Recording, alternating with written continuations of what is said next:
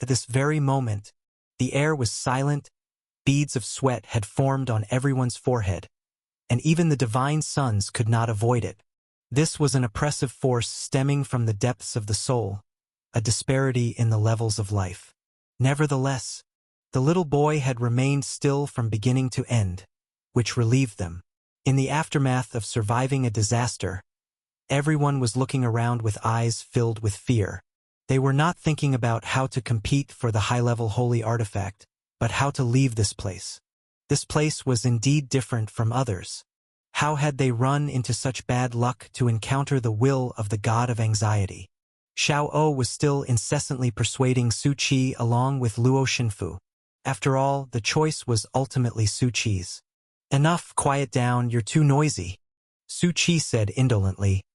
"Keep it up and I'm going to make him noisy." Xiao O was so scared that he was instantly quiet. Only Luo Xinfu paused for a moment, then slowly spoke. "Daozi, I can't interfere with any of your decisions, but before you make any choices, please remember that you're not alone. The entire Immortal Path dimension is behind you. Regardless of the adventures you want to undertake, please remember this." And, Luo Xinfu said somberly, "I will also unconditionally support your upcoming choices. Although it would indeed be a bit of an adventure, but it's trust in me, it's not the first time." Su Qi smiled slightly. "What do you mean, not the first time?" Luo Xinfu was slightly stunned. Was this not his first time taking risks? The next moment, the little boy suddenly stirred slightly, like he was struggling, or perhaps napping, stretching lazily. And it was such a minor movement that already caused everyone's faces to drastically change. The entire lake seemed to twist along with it, and terrifying resentment along with a massive amount of cursed power made every ghost face look even more ghastly and terrifying than before. Everyone shivered. Their emotions, which had just calmed down, now seemed to be filled with fear. Everyone was staring intently ahead, terrified that the god of anxiety might wake up. And soon, the little boy sank back into calmness. But the people became even more silent, daring not to speak. "You guys," Su Qi spoke softly, his voice reaching everyone's ears. "Are you perhaps a bit too scared? He's not going to wake up now." Although startled by his voice, the people looked over. The god of anxiety indeed did not seem to wake up because of this.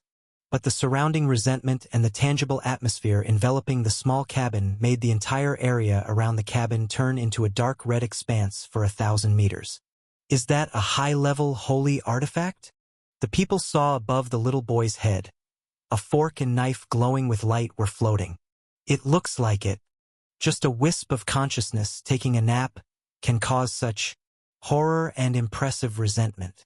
One of the divine sons touched the sweat on his own forehead and said gravely, "It's entirely due to that high-level holy artifact that it's confined in the small cabin, and this is probably one reason why the will projection of the god of anxiety has not awakened." "So," Qinsheng spoke hoarsely, "to take that high-level holy artifact is to possibly wake the god of anxiety. Although it was only the first wisp of will, it was still the god of anxiety, only lacking in strength. Folks, do you still need that high-level holy artifact?" No one dared to directly face the god of anxiety, a horrifying existence that could make them tremble with just a glance. "My suggestion is," one divine son said calmly, "to withdraw. I've already received news about other high-level holy artifacts, and there hasn't been the special situation we're facing now. Moreover, many haven't been obtained yet. Even if we can't get the high-level holy artifacts, we can still use other portals.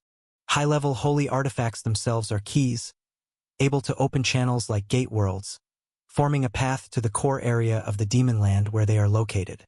So, even if they retreat here, there are other options." "Are you chickening out already?" Another divine son, disheveled, scoffed. "I'd like to try it."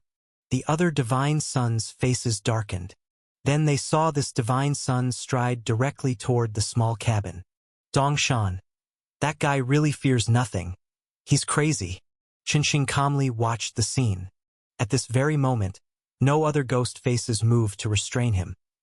This divine son, named Dongshan, was unobstructed as he stood at the door of the small cabin. His frame was broad, his gaze intense, looking at Su Qi, who was already inside the cabin, and he called out coldly, "You've been standing there so long. If you're not going to act, step aside. I don't believe a mere wisp of will can do much." He moved forward, his spiritual force burgeoning, facing the terrifying god of anxiety, yet still able to advance. This truly was the heart of a strong man. That guy! The other divine sons also saw this scene, their expressions changing unpredictably. They were indeed chickening out. That terrifying resentment and the aura of the god of anxiety had already made their souls tremble. This was not something that could be dismissed by simply gritting their teeth. In the end, even though they were divine sons, with many cards up their sleeves and life-saving means, under such a terrifying existence, all these were useless. Crack! Dongshan sneered sharply and took a step into the small cabin. The next moment, he suddenly paused, just like Su Qi standing still. His eyes showed shock, but Su Qi did not turn around, merely saying softly, "You have the courage to face the god of anxiety directly, which is great. Only, this isn't something you can be part of." The scene. Dongshan trembled all over, looking at everything before him with some disbelief. Outside the log cabin, one could only see the god of anxiety lying on a chair. But now, he could see the towering resentment and the sea of blood on Corpse Mountain rushing towards him like a flood. The very first second he stood here, he had almost knelt down, and the space inside wasn't just the size of a cabin. It was an endlessly expanding sea of blood and corpses. Now, he could only desperately clench his teeth and mobilize his divinity to maintain his own form. What's more important was, "You!" He looked at Su Qi, shocked and frightened. The man before him was different. A terrifying aura seemed to also emanate from him, actually pushing back that startling resentment. Also, there were a bunch of black shadows around, ignoring the resentment, drawing something on the ground with various objects. This is a ritual. What in the world? Dongshan was somewhat incredulous. "Who are you? And what are you doing now?" Su Qi extended his hand, holding a book that the god of knowledge had previously given to him, which contained the ritual of countless entities. He had already started preparing before entering the cabin, and the shadow army around him was the best choice to help him set up. They came from the spirit house, blended with various special powers producing black shadows.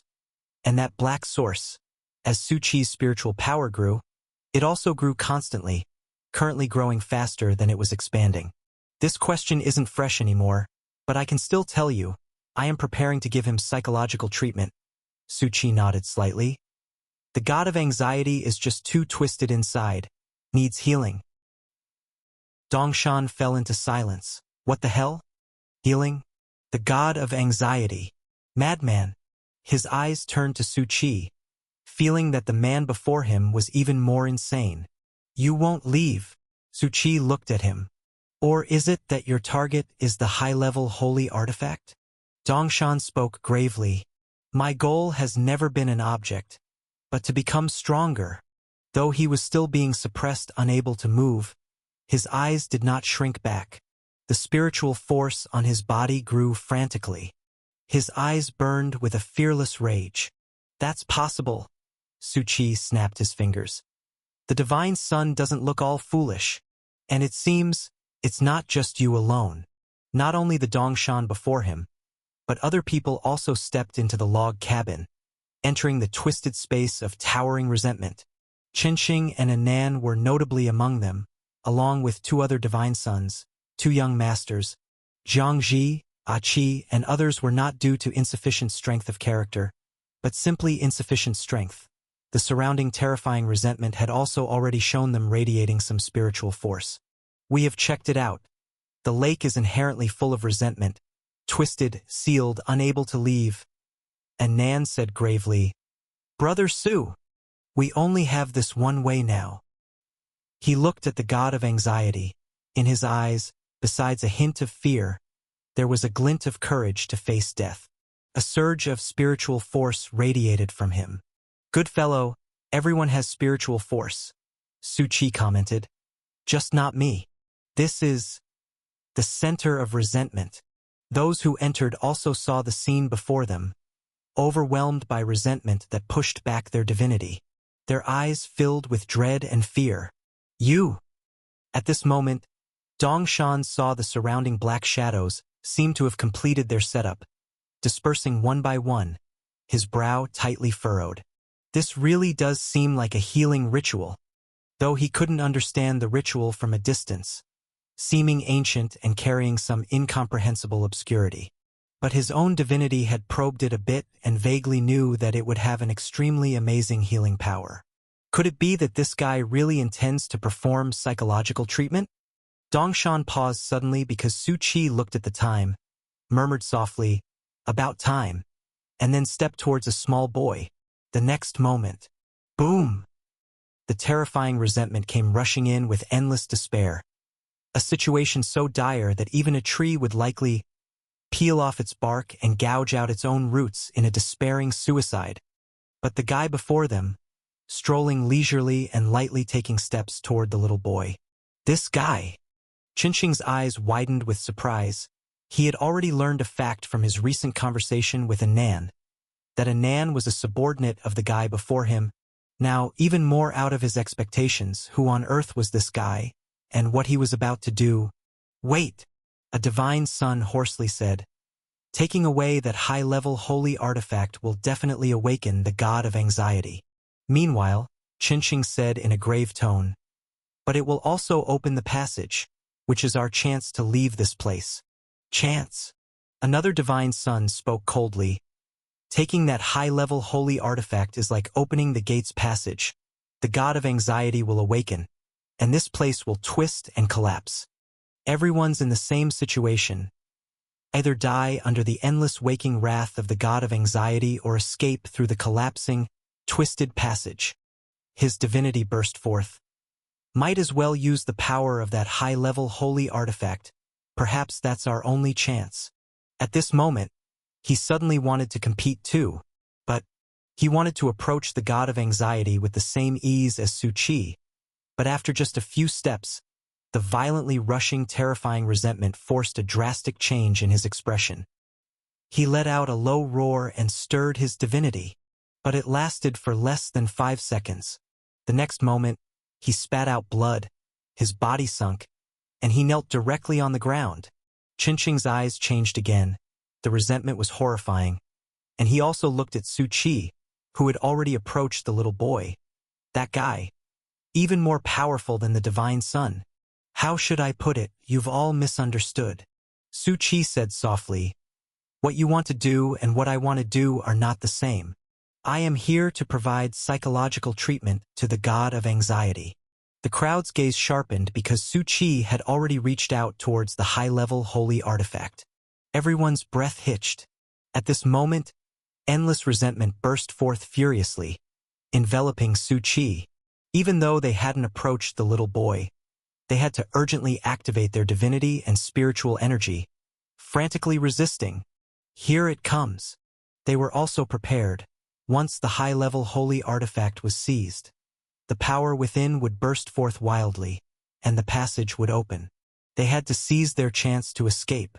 Of course, the one who took the holy artifact would also undoubtedly confront the awakening god of anxiety, but that was no longer their concern. And at this moment, Su Chi stretched out his hand and already held the high-level holy artifact hovering above the little boy's head. An ordinary-looking dinner knife, but no one would think it ordinary due to the shimmering power. The instant he grasped it, the surrounding resentment exploded 100-fold, 1,000-fold. Yet at this moment, it rapidly and fiercely converged. It directly retracted into the center of this space, inside the body of the god of anxiety. The next moment, the little boy opened his eyes, his gaze calm, his pupils pitch black, though all the resentment had already disappeared. Yet everyone felt as if there was a thorn in their back, their bodies uncontrollably trembling. The little boy still hadn't moved, his expression calm, as if his awakening was a bit delayed. He also saw everyone, the terrifying resentment in his eyes unconsciously emitting, although this was unintentional, but it made each person feel as if they were in hell, their blood circulation hindered, their hearts seemingly stopping. Terrifying. Just one glance. A divine son's veins all burst, blood gushing ceaselessly. But it was because the light from the high-level holy artifact in Suchi's hand still hadn't completely moved from its original position. The little boy seemed unable to move fully, ending up more terrifying as resentment from the entire corpse mountain blood sea lake frantically gathered towards him. His eyes suddenly manifested immense terror and depth. The will of the god of anxiety was indeed awakening. At that moment, everyone felt the difference.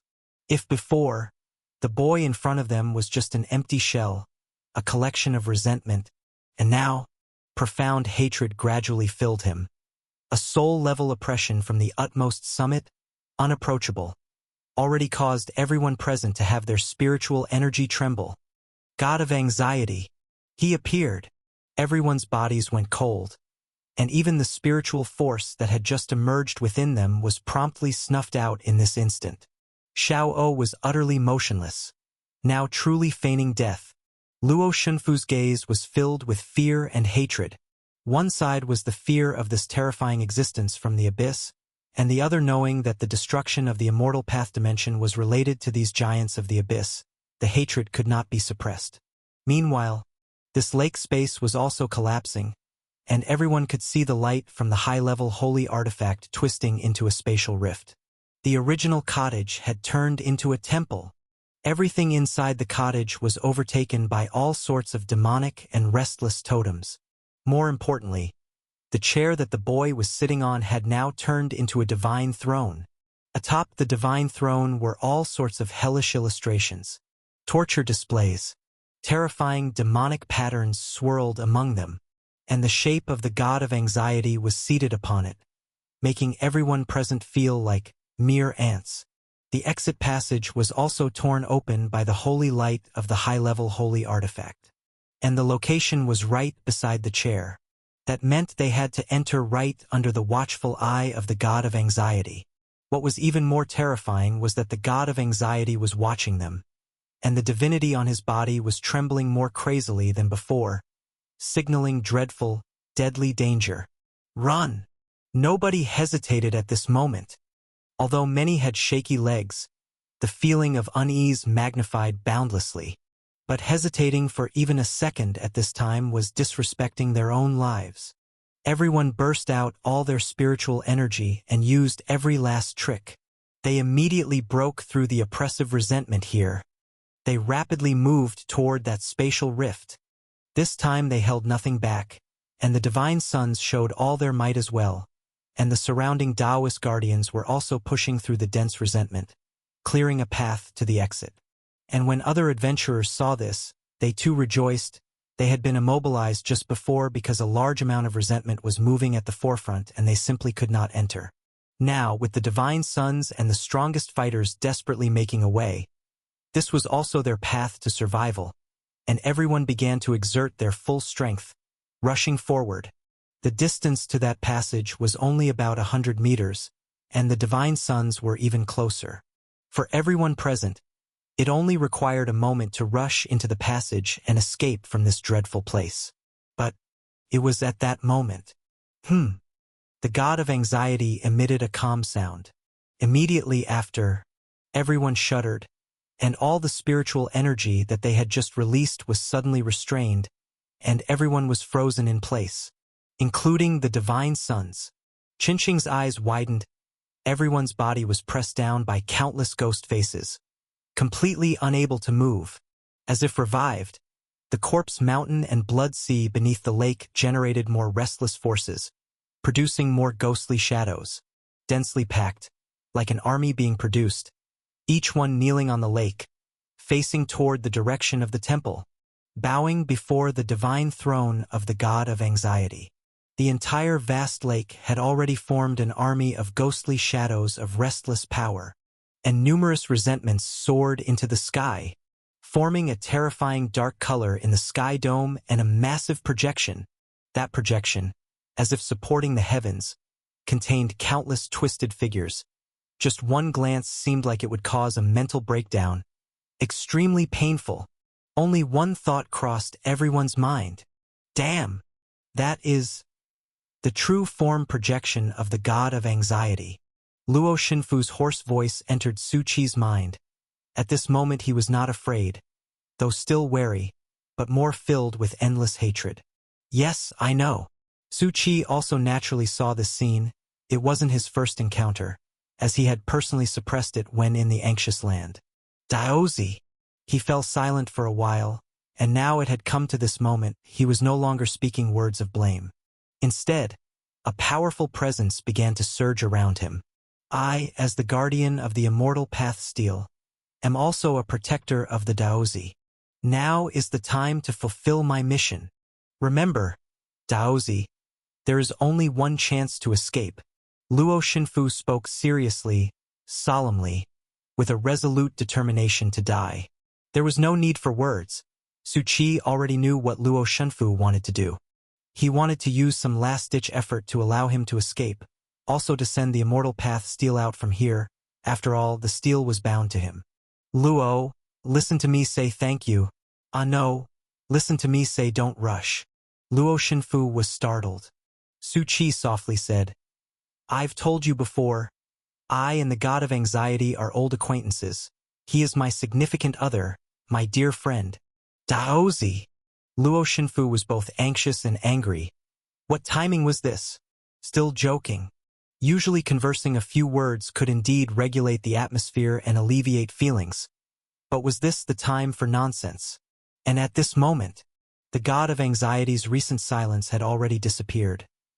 His eyes filled with more profoundness and some obsidian-like gleam, apparently really coming to full revival at this moment. He surveyed everything here, and then slowly looked towards the person holding the high-level holy artifact above their head. His expression didn't show any surprise, only revealing a strange smile. Su Qi had noticed the gaze, too, and wasn't surprised as he was about to shift his eyes away. Luo Shinfu rasped, Don't look at him! The god of anxiety is covered in terrifying taboos. His eyes could make a person instantly crumble and commit suicide. He couldn't wait any longer. He let out a low roar, preparing to release his power, to use himself as a sacrifice to hold back the god of anxiety and to get Su Qi out of there. After all, the little boy in front of them wasn't the true strength of the god of anxiety, only a strand of will and numerous resentments gathered into a body. But even a trace of that power was enough to make him use all the resources he had recovered. However, at that moment, the little boy's eyes carried a profound and endless eerie blood red, just staring at Su Qi. His raspy voice, entirely unlike that of a little boy, opened softly with a strange smile and a horror that could chill countless people. He whispered delicately, Su Buxian, we finally meet. As soon as the first word was spoken, everyone's eardrums trembled wildly. A divine utterance from a terrifying abyss giant. One could not look directly because it was an overwhelming gap between life realms. Then his voice whipped up a tremendous gust. Boom! Many adventurers behind them experienced dizzy spells, their eardrums punctured, with blood streaming out. But, among those in front, the divine sons, those with special powers, and the young masters with advanced quality items, all heard clearly, their foreheads sweaty, but more filled with bewilderment. The god of anxiety. It seemed like he was greeting someone. Su Buxian? Who is Su Buxian? A divine son rasped the question. Regrettably, no one responded to him because most of the people present didn't know. Anan, Qinxing, and Jiangji nearby were too stunned to respond as they stared wide-eyed. The god of anxiety indeed recognized Brother Su. Wait, were their ears broken? Even more shocked were Xiao O and Luo Shinfu. Xiao's body soared up, toy eyes bulging, an expression of disbelief. Luo Shinfu was also dumbfounded. All the strategies he had prepared at that moment dumbly dissipated without intention. Wasn't it? Daozi, what had just been said, was all true. And Su Qi, unconcerned about the shocked gazes around him, merely smiled calmly at the god of anxiety. He whispered softly, "Indeed, god of anxiety, long time no see." Upon these words, everyone's eyes trembled as they looked at Su Qi. Now they seemed to know who Su Buxian was. What on earth is going on? Jiang Ji was dumbstruck, his expression crumbling as he stood still. And Anan muttered to himself, why would Su Buxian know the god of anxiety? The most terrifying giant of the abyss. An entity that made countless gods tremble. A mere strand of will had almost caused everyone here to lose their souls. Such a fearsome presence. Now facing the young man ranked 7th and even calling his name. To think that for gods, those below are but ants to be climbed over. Who would remember an ant's name, let alone the terrifying abyss giant? You don't look surprised.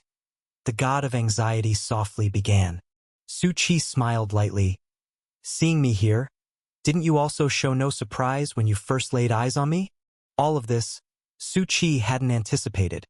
But when he stepped into this lake and saw that deep red exclamation mark, he had already roughly understood everything. The god of anxiety's totem, the blood rage curse on his own arm, was not merely a curse the god of anxiety had left him in the end. From the moment he suppressed it in the coffin, it had been prepared to meet him again and to exert the most terrifying methods upon him. Of course, couldn't control Su Qi to find this place. It merely made this place find Su Qi. A fine contingency plan, Su Qi said with a light smile. You have caught me off guard. Now that you have arrived here as you wished and are trapped, you seem very pleased. Heh! The god of anxiety actually revealed a horrifying smile. A smile that was clearly that of a little boy, yet it was extraordinarily terrifying. Yes, I am too happy. The god of anxiety let out a hoarse whisper. It was just an ordinary sentence, but it sent a chill through everyone present, making their hair stand on end and their ears seemingly able to hear the suppressed terror and distortion in his voice. You don't know how much I've missed you. Every day in that place, I repeated your name. His expression did not change, but his voice seemed to tear through countless pieces of flesh, sending shivers down one's spine. I can only say not to be too fond, Su Qi responded with a light smile. Their conversation was not known to others at this moment. People could only see their expressions. They couldn't hear any sound.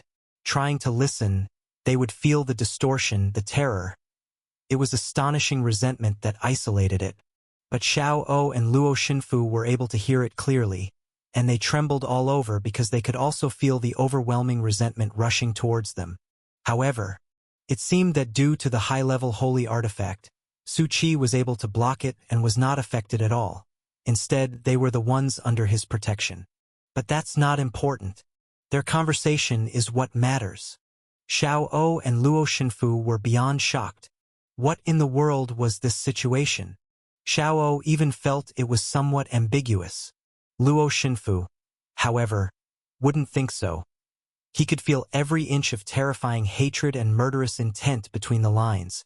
And even Su Qi muttered to himself, I wonder how you're getting along with Brother Wen now. Immediately after, Luo Xinfu felt as if both his heart and soul tightened. He only felt that the previously indifferent and profound god of anxiety's gaze suddenly changed, filled with endless rage, as if about to burst forth. The expression on his face became even more ferocious for a moment. But it was only for a few moments before he slowly regained his calm. Although the next moment he looked at Su Qi with a gaze as if looking at a dead person. The terrifying resentment was hundreds of times stronger than before. Now it was clear. Daozi and the god of anxiety did know each other, and there was a significant grudge. What was more important was, from the current situation, it seemed that Su Qi had indeed put the god of anxiety in a tight spot before. Luo Xinfu was completely disorganized emotionally, as this whole thing had completely exceeded his imagination, and he realized he didn't truly understand Daozi at all. The things Daozi had said before. Thinking back now, could it all have been true? Luo Xinfu dared not think further. He had too many questions, but now was not the time to think or inquire. Regardless of the past, Su Qi was now only 7th rank, and he must protect Daozi with all his might. This was the vow he had made upon meeting Su Qi. However, he had never had the chance to act. But now there was an opportunity. But how the hell did it end up being against the existence like the god of anxiety? At that moment, the god of anxiety was no longer as calm as before. The terrifying murderous aura was rising along with the soaring resentment. Countless ghostly shadows were howling. A dark red color was surging. The corpse mountain under the lake was connecting with the surroundings in a ritual, with astonishing blood energy bursting forth. And the voice of the god of anxiety also slowly came forth. You are the first mortal, whose name I have remembered, and the first, whom I have missed so much. I will use the countless means I have collected. The god of anxiety's profound eyes stared intently at him, his hoarse voice sounding as if from hell, each word carrying endless indifference and distortion. The real might of the abyss emanating from the divine throne. I will personally torture you for eternity. The entire sky dome was undergoing transformation. A terrifying aura was rising, and the eerie force seemed intent on completely destroying this place. Everyone was immobilized. The dense and numerous ghost face armies emitted an astonishing weirdness that made one's scalp tingle. Su Qi smiled, unfazed by the threat from the god of anxiety, one of the abyss giants. How interesting this statement is. If one ignored the terrifying tone and intent to kill, and if it was the master of destruction instead, one might think it was just being tsundere. Confronted with the death threat from the god of anxiety that seemed almost engraved into Su Qi's bones, Su Qi brought his hands together in prayer. Benefactor, I can tell that you are troubled by matters or perhaps by someone you cannot let go of, leading you into obsession. Why put yourself through such pain? Su Qi shook his head gently. The scriptures say, all that is seen is but an illusion. If you can let go of your obsession, you can transcend the sea of suffering in this world. Look at me, I've let go, while you are still mired in pain. How pitiable! The god of anxiety's eyes emitted a terrifying coldness, and though its silent throat heaved with the urge to curse, it seemed out of character to do so. This damned ant brought endless destruction, ruined its plans, and there was also that damned mosquito. That was the source of its boundless, resentful emotions. And now it was being told to let go? Its killing intent surged, its eyes full of sheer terror, revealing a sinister smile. I will listen carefully to your advice. The pupil shows promise. Su Qi replied with a light laugh, unabashedly continuing, even in the face of the overwhelming murderous intent rushing towards him. For a moment, both of their smiles seemed to reflect in the interim. One was extremely terrifying, weakening the knees of countless individuals, as if twisted ghostly shadows were cackling in their ears. The other was harmless, sincere and gracious, with a gentle face. Luo Xinfu and Xiao O's eyes widened. Look at this. Is this really the god of anxiety? The conversation between the two didn't resemble that of a god and a mortal, but rather archenemies. After being verbally ridiculed by Su Buxian in his peculiar manner, one of the most fearsome leaders of the abyss still hadn't lashed out. And Su Qi didn't stop there, speaking lightly and incessantly. You see, your mentality is just too twisted. You might consider taking one of my courses. It's a summary of my life as a person. I've even thought of the title, The Bright and Honest Life of Su Buxian. In the end, the god of anxiety had still underestimated the annoyance of an ant. It had assumed their next encounter would be on its home turf, only needing to ponder how to torture the other. Yet unexpectedly, it was being agitated by a mere few words, stirring waves and emotions that had been unshaken for years despite countless killings. The god of anxiety's eyes, as profound as the flames of hell, stretched out a hand and uttered a single word. D. The surrounding resentment, carrying the blood-red force of unease, erupted from the corpse mountain and blood sea below with an unstoppable force. All of it launched at Su Qi. Daozi, be careful. Luo Xinfu immediately changed color. No matter the prior shock, the god of anxiety remained the enemy, an insurmountable mountain, and once it made a move. It was a sight of terror. Xiao O's eyes widened even more. I'll be damned. To make a move against Su Qi was to make a move against it. Now their fates were bound together, and if Su Qi died, it certainly wouldn't escape. Damn it all, who could have thought that what this guy said was true? It roared in desperation. Give me the fantasy stone now. There might still be a chance. Yet Su Qi made no move, only gently lifting his head to look at the terrifying force that was bursting forth between the heavens and the earth. Under the fearful gaze of countless people, it thunderously plummeted down, assaulting Su Qi. But Su Qi remained calm, smiling. I don't even know what you're in such a hurry for. In the next moment, all the recently surged forces of unease transformed into endlessly twisted ghostly shadows and crumbled. What was left was only the god of anxiety's chill and profound expression. How did you see through it? All of just now was nothing but an illusion of unease, not real force at all. This? Su Qi paused. He couldn't exactly say that his eye belonged to the top evil god, the power of his own big brother. The god of anxiety wasn't skilled in illusions. He specialized in tearing apart hearts, and before the big brother evil god, he naturally didn't measure up. This I didn't need to exert any power. One of its inherent abilities was to see through any falsehood. Su Qi simply smiled and responded, because if you could have made a move, you would have done it already. As he looked towards the god of anxiety, whose presence was like that of a soul-level terror, an endless stream of breath that caused many to feel uncontrollable fear.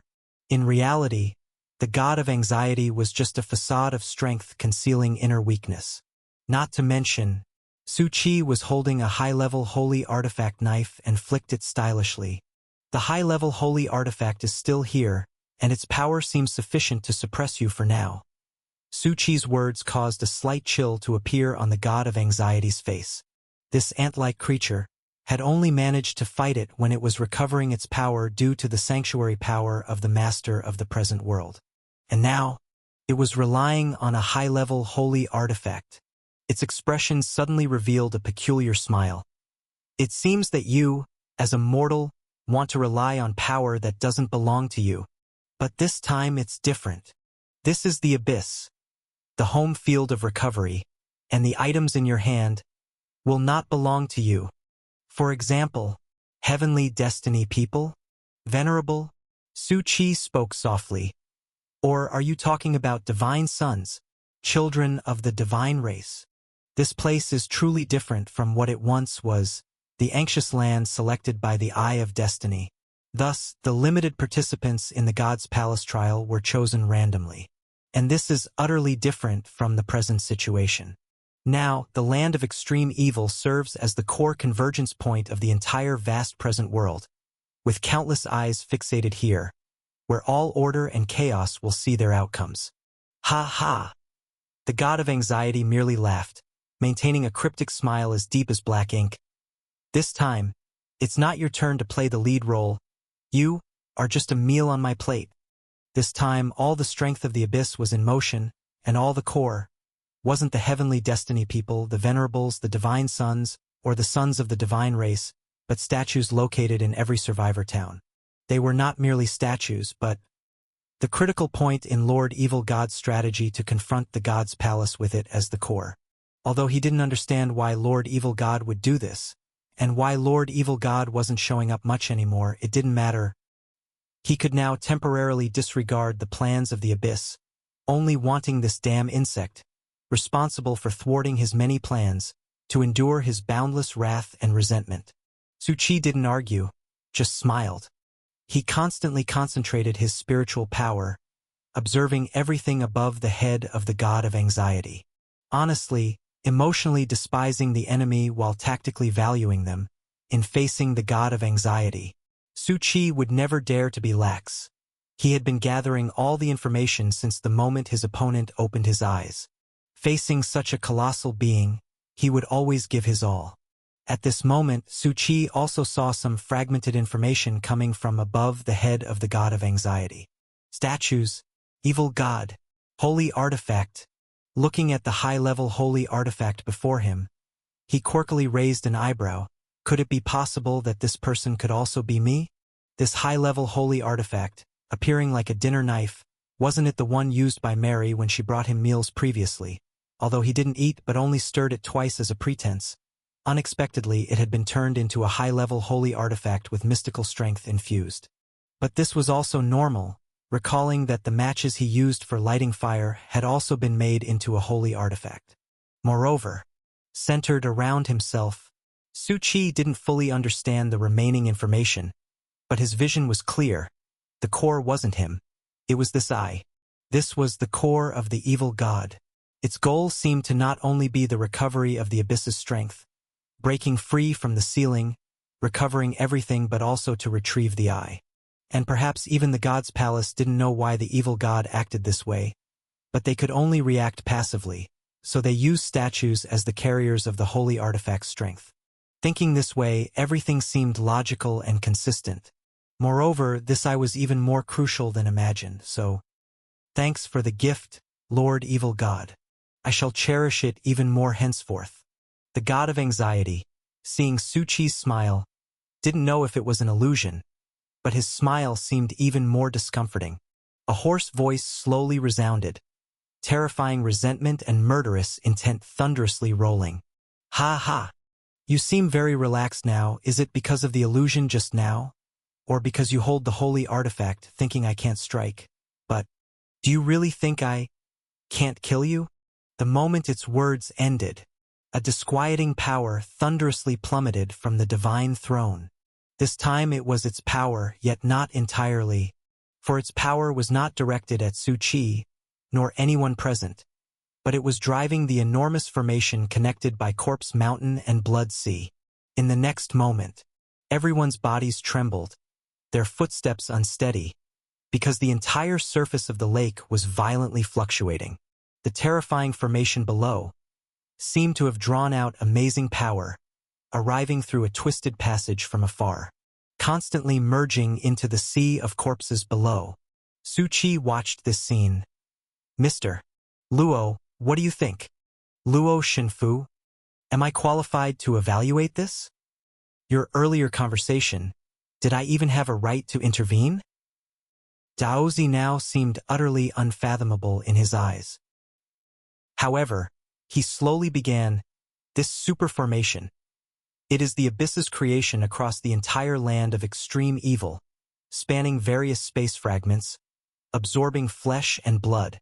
Not just the land of extreme evil, Su Qi muttered softly. Outside the land of extreme evil, there are also traces of the formation's patterns, and it absorbs not only flesh and blood but the world itself. Luo Shenfu? Oh, I forgot to mention, I've seen it before.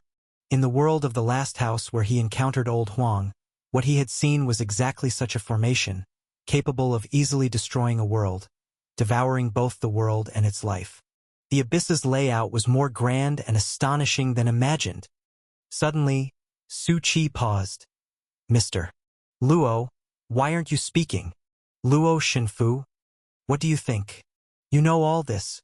Then why are you asking me? Daozi, you know everything. Yet you keep asking and asking. Su Qi watched as various ghost shadows surged crazily from the Corpse Mountain below, tumbling out from the Blood Sea, forming one ghost shadow monster after another, densely packed, moving like a tide. The present god of anxiety is moving the enormous power of the abyss's ritual, aiming to create an army of anxious ghost shadows. A massive number of ghost shadows overlapped, each merging into one another, continually growing stronger in both power and presence. Although the previous ghost shadows looked twisted and scary, they were actually just for show. Even an ordinary adventurer could easily and thoroughly defeat them, except they would be tainted by resentment. Hence, because of this, everyone only dared to endure and not attack later on, to avoid contracting a terrifying curse, and that was even when the resentment limited everyone's strength. As for this point, it was actually enough to reveal that although the god of anxiety was conscious at this moment, under the suppression of a high-level holy artifact, it used very little power. But now, things were different. It had moved power from the massive abyss ritual. At that instant, a fierce wind blew. Now various ghost shadows were rapidly growing in size, and their strength was soaring. And along with that, the ghost faces also moved, flying and attaching themselves to the faces of these ghost shadows. Luo Xinfu watched this scene, inhaling sharply, and said hoarsely, "These ghost shadows are just shells created by his power, while those ghost faces." He paused for a moment, then said, "Are all vengeful spirits. They seem to be the vengeful spirits from the massive corpse mountain below. They are transformed into ghost faces, and those so-called tortures are actually all the hardships they faced in life." Luo Xinfu's voice was very cold. Such cruel methods. This is the god of anxiety. Its terrifying aspect lies in its capability to torture any individual, even if just an ordinary ant, cruelly and inhumanely under the spread of its power until they die in despair. Now, this is why there is such heavy resentment here. Su Qi didn't seem surprised, nodding lightly. "I knew this too." Luo Xinfu had a giant question mark pop up on his forehead. "You knew this too?" He felt somewhat helpless.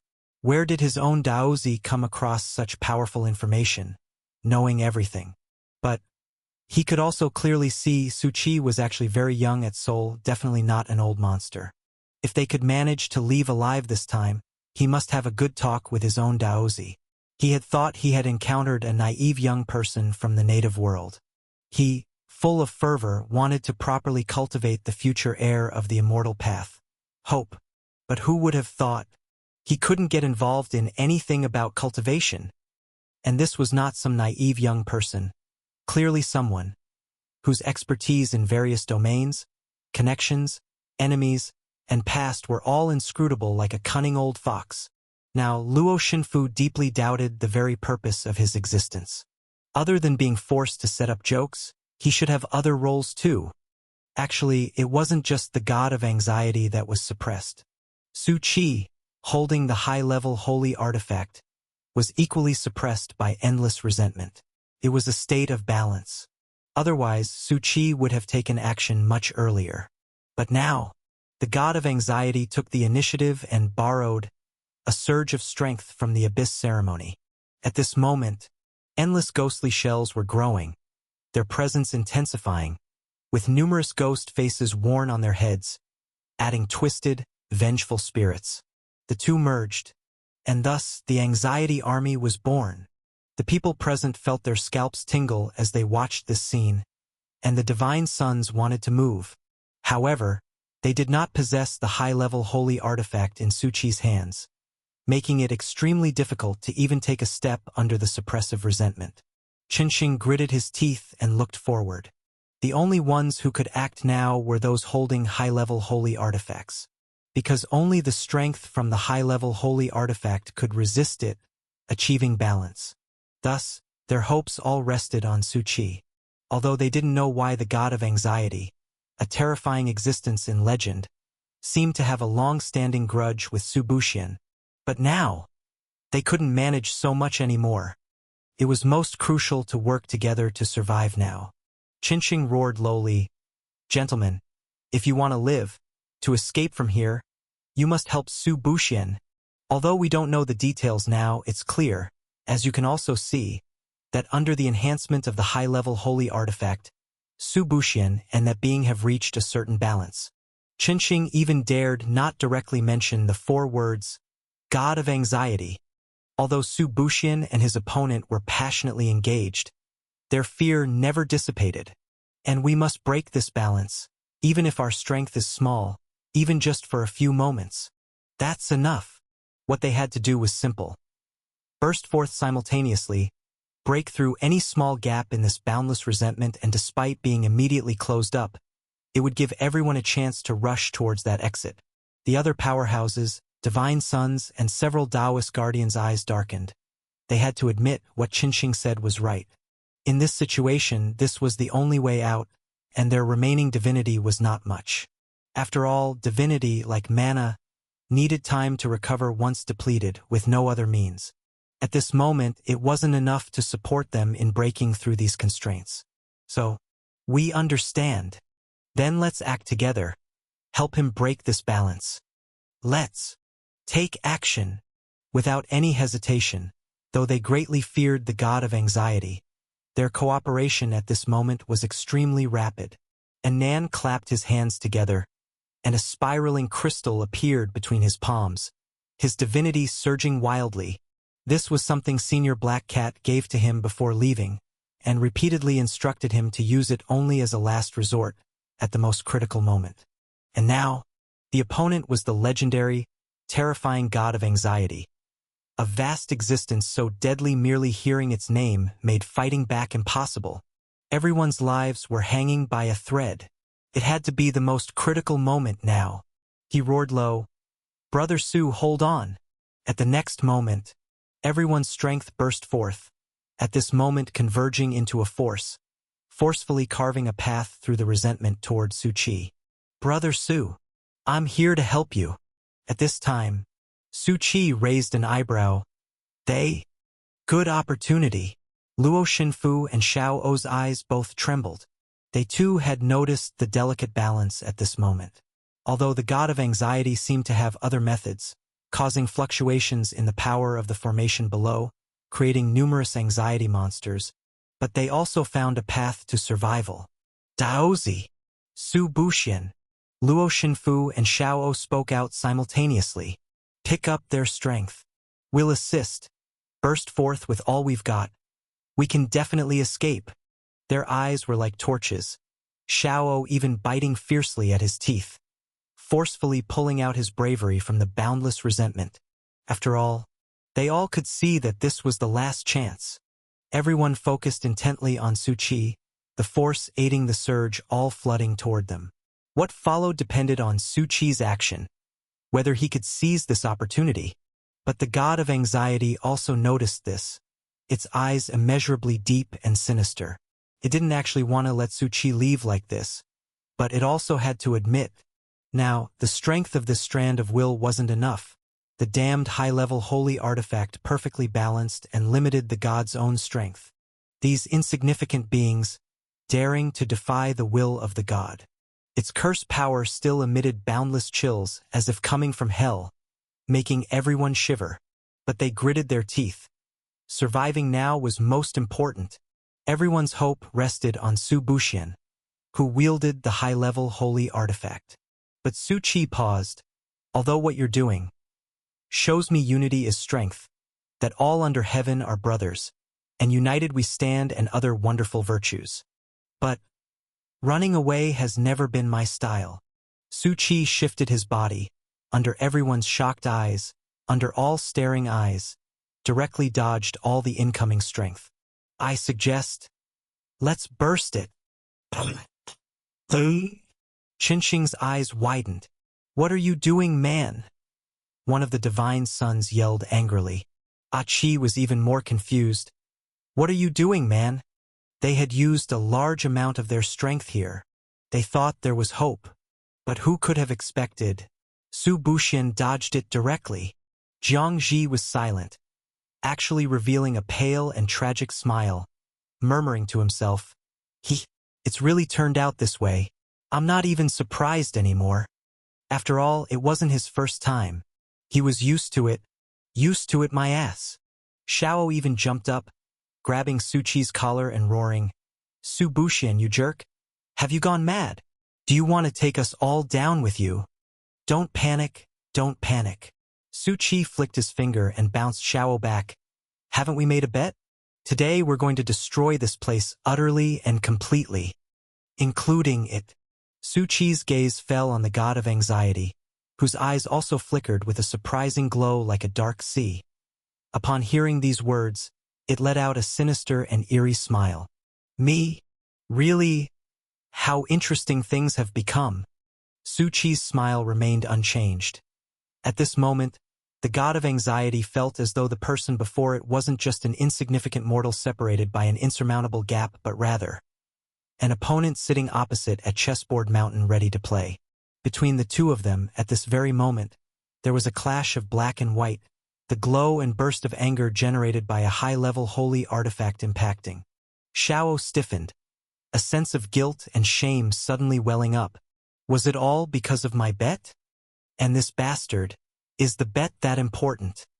Why did I ever agree to bet with this crazy, obsessive guy? Capricious and unpredictable, everyone had desperately pinned their last hopes on this.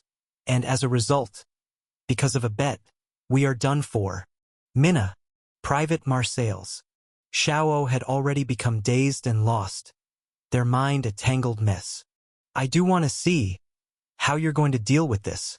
Meanwhile, the god of anxiety had already taken action, and the surrounding ghost-face army burst out with terrifying roars. Their horrifying bodies had already reached the pinnacle of the 7th rank, and with the additional support of the unsettling aura of power, even more oppression formed. The dense numbers made everyone's scalp tingle, everyone's faces changed dramatically, and sweat poured uncontrollably. We're done for, done for, done for. We're screwed. Why aren't you, Dongshan, at the very front? A divine son even despaired in annoyed low growls. At least let someone more reliable grab that high-level holy artifact. Dongshan, how is this my fault? Su Qi ignored the chaos behind him. Although the anxiety army had already started to wage battle and slaughter them, he remained calm and composed. He snapped his fingers. Around the divine throne as the center, another layer of the ritual pattern shone. Ritual? Dongshan watched the scene. What ritual is this? Has it just been set up? He had seen Su Qi seem to set something up, but he hadn't seen it in its entirety. The god of anxiety's deep eyes remained unchanging. Just a frail ritual, without the slightest power, devoid of any killing aura. Su Qi chuckled lightly, because this is merely a healing array, designed to bring any emotion back to peace, serenity, a soul-level ritual. Luo Xinfu had been silent the whole time. After all, his pride had been repeatedly crushed, but now a bunch of question marks still popped up in his mind. Although he had seen during the arrangement of the ritual that this was not an ordinary rank ritual, but one that could affect souls below the extraordinary. These massive religions have such rituals, often used on followers to purify the filth on their bodies, and even the filth in their thoughts, bringing peace to both body and mind. But what good would it do against the god of anxiety? What level is the opponent's soul? What is your level? Besides, this ritual's energy seems insufficient. It's only a temporary setup. There are deficiencies everywhere. The god of anxiety murmured in a whisper. This ritual seems familiar. Those old guys seem to have used it. This was a ritual found in the book of all things given by the god of knowledge. It's normal for it to feel familiar, as in the past many people's spirits were easily influenced by the abyss and used such rituals to remove those influences. Only that those rituals were often as vast as a world, even a star river, not merely the size of the temple they were in, and the light emitted was also very weak. Has it been activated? The eyes of the god of anxiety held a strange glint, chuckling lightly. Seems like I don't feel anything. Boom! Su Qi's smile did not change, and in the next moment, a new set of patterns emerged centered around the divine throne. He suddenly began to devour the energy surrounding him. You're using me? This place as an energy mouth? The god of anxiety sneered coldly. You're truly seeking death. Do you really think you can still draw from my strength? No. Su Qi, however, extended the high-level holy artifact. This is enough. The next moment, he violently thrust the high-level holy artifact into the energy node. The power burst forth by everyone just then was also part of it, except Su Qi had gathered it on top of the black and white ping-pong paddles, which themselves could absorb various energies and reflect them all back. In an instant, the purification ritual explosively expanded, spreading directly from the temple and enveloping the entire lake. Above, the brilliance also flickered madly, shining brightly. I said I wanted to heal psychological distortions. Su Qi stood in front of the god of anxiety, whose pupils seemed to sense something and became extremely terrifying. But not to treat you, but them. The god of anxiety's face slightly sank. It already knew what Su Qi planned to do. All the ghost face army on the lake possessed endless resentment and madness at this moment. But now, under the massive holy light, every soul on each ghost face was purified. The crazily ferocious, anxious countenances suddenly stiffened, some in confusion, some in a daze. Then their expressions gradually became calm, even serene. Immediate results, indeed. Doctor, Su Chi said boastfully. The god of anxiety's eyes glittered coldly with a sneer. Anxious souls? Do you really think you can suppress them? They are my creations. Without the bondage of ghost faces, they will only become more painful monsters. The next moment, the ghost faces began to suffer again. Their bodies expanded in madness, and the originally serene faces turned even more ferocious and terrifying. Su Chi watched this scene with a calm expression. Truly a god who killed countless people, extremely cruel, in life tormented in every possible way, in death still bound within that mask. Su Chi lifted his thumb. You are a real beast indeed. The god of anxiety's face had a terrifying murderous intent. It had actually been insulted by an ant. In the next instant, Su Chi stretched out his hand and revealed a black totem that made its pupils change slightly. Su Chi softly said, I will give them a good place to go. In its line of sight, a multitude of black shadows emerged from the shadows under Su Chi's feet, flying off in all directions, materializing figures. These black shadows were chaotic, the nascent form of what had not yet evolved into the Black Shadow Core.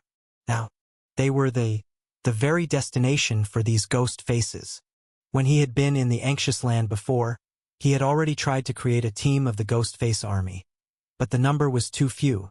After all, without the blessing of ghost faces, they could not be produced. But now, it was time, and more importantly, it was time to end all the pain these anxious souls faced, so they wouldn't become lonely, strange monsters. Whether these souls wished to transcend on their own or be reborn was up to their own choice. The god of anxiety stared dead at this scene, surprisingly silent for a long time. Those black shadows seemed to shock it and were somewhat incomprehensible to it, its pupils full of confusion. A great many souls were screaming as they were stuffed into shadow fledglings by the vast horde of the Black Shadow Core. Yet it made no move. Great opportunity. The resentment has dispersed. Although the crowd was shocked by this scene, they immediately realized that the restrictions on their bodies had loosened. Charge! Without any hesitation, everyone directly rushed towards the departing twisted passage. Su Chi did not care for the others but looked at the god of anxiety. Because something was off about it now. The expression of the god of anxiety was not quite right. Su Chi's pupils slightly focused on the other party. While strategizing against the Abyss Giant, Su Chi was acutely aware of the importance of timing, constantly observing every move of the opponent. After all, the opponent was a god and one of the giants in the abyss, a terrifying existence that made countless people tremble with fear and one of the creators of the shattered present world. Even if it was just a wisp of will, it naturally required his full attention. Every step here was like walking on a cliff, not as simple as one might imagine. At this moment, Su Chi also noticed that the other party had spotted the Black Shadow, and various emotions seemed to be present. But from the question mark above its head, it was not clear. It was not that the information about the Abyss Giant was impossible to see. Apart from the old days, question marks could still easily fetch various information about others. However, the more powerful and terrifying the existence, the information in a blink of an eye was vast like an endless ocean. Accurate capture was only possible with one's powerful spiritual power, so it was not such a high probability that one could obtain critical information.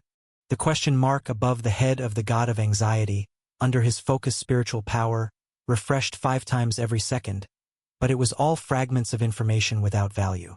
Although Su Chi believed that given enough time, he could dig out some significant news. But clearly, the god of anxiety did not give him the chance. The god of anxiety slowly looked at the scene but did not stop it. The power of the high-level holy artifact continued to surge, merged with the ceremony, and suppressed it. It just looked at Su Chi. Its eyes filled only with endless, icy coldness, and its hoarse voice carried a weird smile. You seem to have touched a taboo that shouldn't be touched. A mortal, daring to covet the power of a god, no matter who gave it to you. It gives a great ominous vibe. This wisp of will then suddenly burst out with the terrifying strength of the god of anxiety's curse. The blood-red curse pattern on Su Qi's shoulder heated up intensely, as if a red-hot iron was branding it. Really? Su Qi's expression did not change, only lifting his hand and flipping his wrist. The high-level holy artifact, with a swiftly twinkling light, suddenly stabbed into the heart of the god of anxiety. However, no flesh and blood burst forth. The god of anxiety did not show a pained expression but just watched Su Qi with a grotesque laugh. "I will be waiting for you?" The entire will of the god of anxiety suddenly spread, turning into a huge, dark projection behind it, its terrifying eyes like two black vortex stars, intently watching Su Qi. With power like this taboo, believe me, your end will be very tragic, very tragic. The next moment, the huge shadow of the god of anxiety vibrated violently and suddenly exploded, endless resentment turning into black waves rushing into the abyss ceremony. The whole lake also transformed into a blood-colored vortex, suddenly dragging a massive amount of corpse mountain and resentment into it. Su Qi watched this scene, muttering to himself, "It feels like flushing a toilet." At the same time, a strong suction force also surged from the twisted pathway opened by the high-level holy artifact. Whether it was Su Qi, the divine sons around him, or a host of adventurers, none could resist the powerful vortex's suction and were caught up, uncontrollably hurled into the twisted pathway. Su Qi's eyebrows raised. "Oh no! I also got flushed down the drain." The next moment, like everyone else, he was sucked into the twisted pathway. In the boundless chaos, countless black mists shrouded the chaos, where innumerably densely packed black figures knelt, almost like forming a star river. Among them, there were also various large bodies with terrifying auras, also in great numbers, slightly breathing and generating storms. These were clearly the leaders of the countless dense black figures. Yet, these leaders were still not the strongest. They surrounded an impenetrable black hole-like abyss. Beside the abyss were even more terrifying and powerful bodies, each with differently shaped bodies and special distinctions. That was the complex and strange patterns on each body, which appeared to be a group of top-tier demons from legends. Each of them had once possessed at least the strength of Sequence 2, the terrifying entities under the abyss force, controlling countless star domains. And now, they, like the countless bodies behind them, knelt on the ground in front of the massive abyss mouth. At the same time, the numerous patterns on their bodies all extended into the deep pit of the abyss, seeming as though that place was the center of the entire ceremony. At that moment, all bodies of the abyss suddenly raised their heads, showing a crazed look, large amounts of terrifying, bizarre devout faith, almost tangible in the chaos, headed towards the abyss. And the next moment, a giant, dark cold gray vast shadow roared forth from the immense, bottomless pit of the abyss, like a projection as vast as the entire Star River. The loyal and crazed black shadows watched this scene. Even if the strength and vibe of the other side seemed weak, that did not matter. The vastness of the soul was the root of boundlessness. "Hail, Lord God of Anxiety!"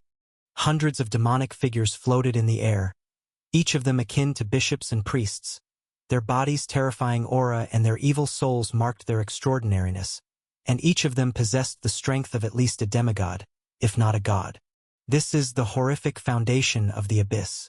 And here too is the abyss's superbase. Within chaos is not their true bodies, but souls one after another, ghastly and odd souls buried in the abyss. The shadowy apparition of the god of anxiety caused many bishops, priests, and demons below to show changes in their expressions, some frightened and uneasy because they could sense that the mood of the god of anxiety seemed to be very poor. The shadowy apparition of the god of anxiety had stayed at the abyss mouth for only a dozen or so breaths before it slowly dissipated, heading towards the deepest part of the abyss mouth. Many bishops looked at this scene with strange expressions. "I don't know if it's an illusion. Not only does the Lord God of Anxiety seem to be in a bad mood, but there is also murderous intent and anger. Such a situation was very rare. Apart from Lord Evil God, The god of anxiety was the most unemotional of beings, seldom showing mood swings. But it was precisely this terrifying indifference that was most frightening. Stop guessing wildly. The thoughts of the Lord God of anxiety are not for us to surmise. At this moment, a bishop spoke hoarsely. What we should be most concerned about now is the movements of the god's palace and the great divine races. That's even less worth wasting time over? A bishop dressed in a black robe spoke coldly. That bunch of defeated underlings, even if they come again, of what consequence would it be? They had already clashed during the time of the ancient battlefield. But now the situation was different, for their strength was greater, and all their foundational arrangements had accumulated over countless years. That confident? A bishop croaked. I must remind you, the battle this time is not like the past. Our descent will limit all our strength. You think our enemies are only those from the past, but you're wrong. There are also a group of New Age folks. The bishops watched this one calmly. A new era? That is but an existence akin to ants. A bishop sneered to himself. Old bishop, one of the third-tier bishops of Lord Evil God, with an illustrious name taken from the taboo phrase old days, yet the weakest among all bishops in terms of strength. The bishop who had just spoken to remind everyone darkened slightly in countenance. He once tried an early recovery, but it seems that, due to the weak ants of the later era, he was tragically and miserably defeated. It's really giving Lord Evil God an unsightly stain. This bishop calmly revealed a sinister smile. Now, do you think we will be like you? The same kind of failure? Inside the abyss, there were many different existences, and even the number of bishops and priests could not be compared with other forces. But similarly, the hierarchy within the abyss was extremely strict, layer upon layer with internal cruelty, suppression, and struggle, like raising goo, determining who would eventually stand in that position as the truly terrifying existence. This too was the source of the abyss's power, each one a super abnormal, evil person of extreme cruelty. Old bishop, even when ridiculed, just sneered without rebuttal, for there was no need. He also considered it a shame. In the abyss, everything was based on strength. His eyes filled with endless murderous intent. Just wait. I will find that fellow and tear him to pieces. He still remembered that person's name to this day in the Linyuan land, within the Lost Clean City. It was him who had stopped his own recovery plan. Su Buxian. At this moment, in the deepest part of the abyss, it was pitch black, unable to see everything within, only the endless silence, and the abyss vortex that wanted to devour all. But the god of anxiety had already appeared here. Various similarly massive shadowy apparitions slowly emerged, a little outline, most of them asleep. Only two figures had a different aura. Have you found the person? A calm voice slowly sounded. This figure was entirely cloaked in black, standing in a place of endless black liquid, forming Star River. The god of anxiety croaked. Found him. Then where is his body? Another muffled figure was beside, its body entirely blood red, with an aura of rot, yet also many oddly proliferating bodies. I still want to study just what kind of descendant life form could actually make you suffer a loss. It carried a sinister smile, seemingly not in a mocking tone, but simply out of pure interest. After all, although the god of anxiety had never shared even once, it knew the revival of the god of anxiety, the chance to break free, seemed to have been ruined by a weak mortal, and even its physical form had been suppressed back into the coffin made by the god's palace. Naturally, it wouldn't believe that such a little fellow could stand up to the god of anxiety, and it was clear that the power of the god's palace was supporting him. Such a person must have something special about them. Being the blood demon god with an absolute perverted power of evolution, it had an appetite for this. The god of anxiety just sneered. Don't rush. Once I'm finished tormenting, I'll hand him over to you. Okay. And I'm also looking for someone. The blood demon god's voice was soft and hoarse. A portion of my power seems to have lost contact, and it seems to have created some kind of new life form. It extended its abnormal hand. Very small, very distant, just like cells being separated. Yet isn't it fascinating? For a terrifying existence like it, the strength at a cellular level for the descendants would no doubt be a vast power, and its power itself was evolution. Ruthless, uncontrolled evolution. Why are all of you looking for someone? The god of chaos said calmly, its whole body shrouded in blackness. Even Lord Evil God is doing the same. That despicable person. Who exactly are they? We have yet to find out. But it's normal. The god of chaos continued calmly. After all, we've been out of touch with the era for too long, even losing control over our own powers. It left out that it had seemingly lost control over a small part of its chaotic liquid, but for the vast sea of chaos it wasn't significant. It didn't share the blood demon god's idle curiosity to be interested in such a slight disturbance. However, now is the time for our return, to bring true terror down upon the present world, making countless people remember anew the fear of being dominated. Achie! Su Chi touched his nose and sneezed several times in succession, sitting on the ground and muttering to himself, "What's happening? Have I caught a cold? Or is someone talking about me?" The voice of Luo Xinfu echoed in Su Chi's mind. "A cold is impossible for your physique now, and as for being talked about, while such things are widely speculated, there is a sense of cause and effect in the unknown, considering an hour ago. You did what you did, and the titans of the abyss took notice. There must be traces. So there really is something to it." Su Chi stroked his chin. "Then it seems I'm being talked about rather severely. Rather than dwelling on that, focus on the present," Xiao retorted. "We are now in the land of demons, and right now, we're in the belly of one of the 3 holy artifacts. Your high-level holy artifact has run out of power, and this place is unlike anything we've just experienced." It looked around. "Don't you feel that this place is all desolation and decay?"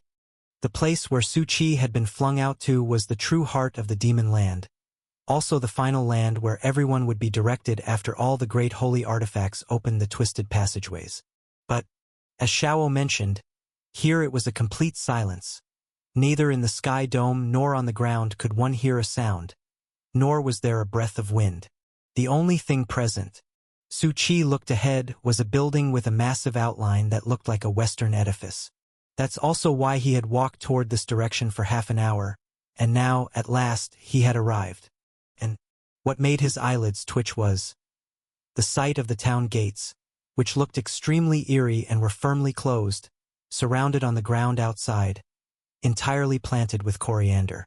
"This must be a friendly town," Su Chi confidently said. "Hey!" Xiao retorted. "You haven't even gone inside to look, yet you're making wild conclusions. Besides, from what we can see now, how is this related to being friendly?" The town before them was enclosed by high walls of various constructions, with the gate covered in pitch-black rust, adorned with indiscernible bits of flesh, and marked by strange, dark patterns. This massive town entrance door was a staggering 50 meters tall. "Those are clearly patterns of the demon." Su Chi shook his head. "I don't care. Those who eat coriander are friendly." "Xiao? I shouldn't have asked him that." The surrounding dense silence was as if there were no living people outside, which actually surprised Su Chi. To be honest, this twisted passage and the previous gate world were not supposed to be far apart. Yet in his half-hour journey, he hadn't seen a trace of other people, much less any of their marks. In other words, it seemed like everyone else had been thrown directly into the massive demon town, while he himself was thrown out. There seemed to be some secret hand arranging it, and Su Chi could actually feel that when he was thrown out, he was seemingly repelled by some force, and then he was flung to the outer side. And now Su Chi saw a lot of familiar things, coriander fields and the demonic patterns on the giant gate of the town, identical to those he had seen in the Church of Killing Demon Town. When he first saw them, he had regarded himself as a killing demon, considering them merely ordinary local imaginations. But now, upon reflection, all these had a huge connection with the evil god, like the figures of 2 demons which he even found somewhat familiar. One was in Lin Yuan land, where he had unraveled his unrivaled strength and had counter-murdered a mosquito proclaiming it belonged to the evil god's old bishop. Another was an old bishop he had challenged many times in the spiritual space. The blood-killing bishop. Though both were bishops, there was clearly a strength hierarchy, an equivalent rank gap. Because in this pattern, the old bishop from the old days was at the end just a tiny bit, whereas the blood-killing bishop was the first tier, a significant figure designated by the evil god. Moreover, Su Qi also saw other demon bishops on such a massive gate. They seemed not only to worship the evil god but also other existences, all oriented toward the abyss. And a large portion was dim, with no discernible patterns.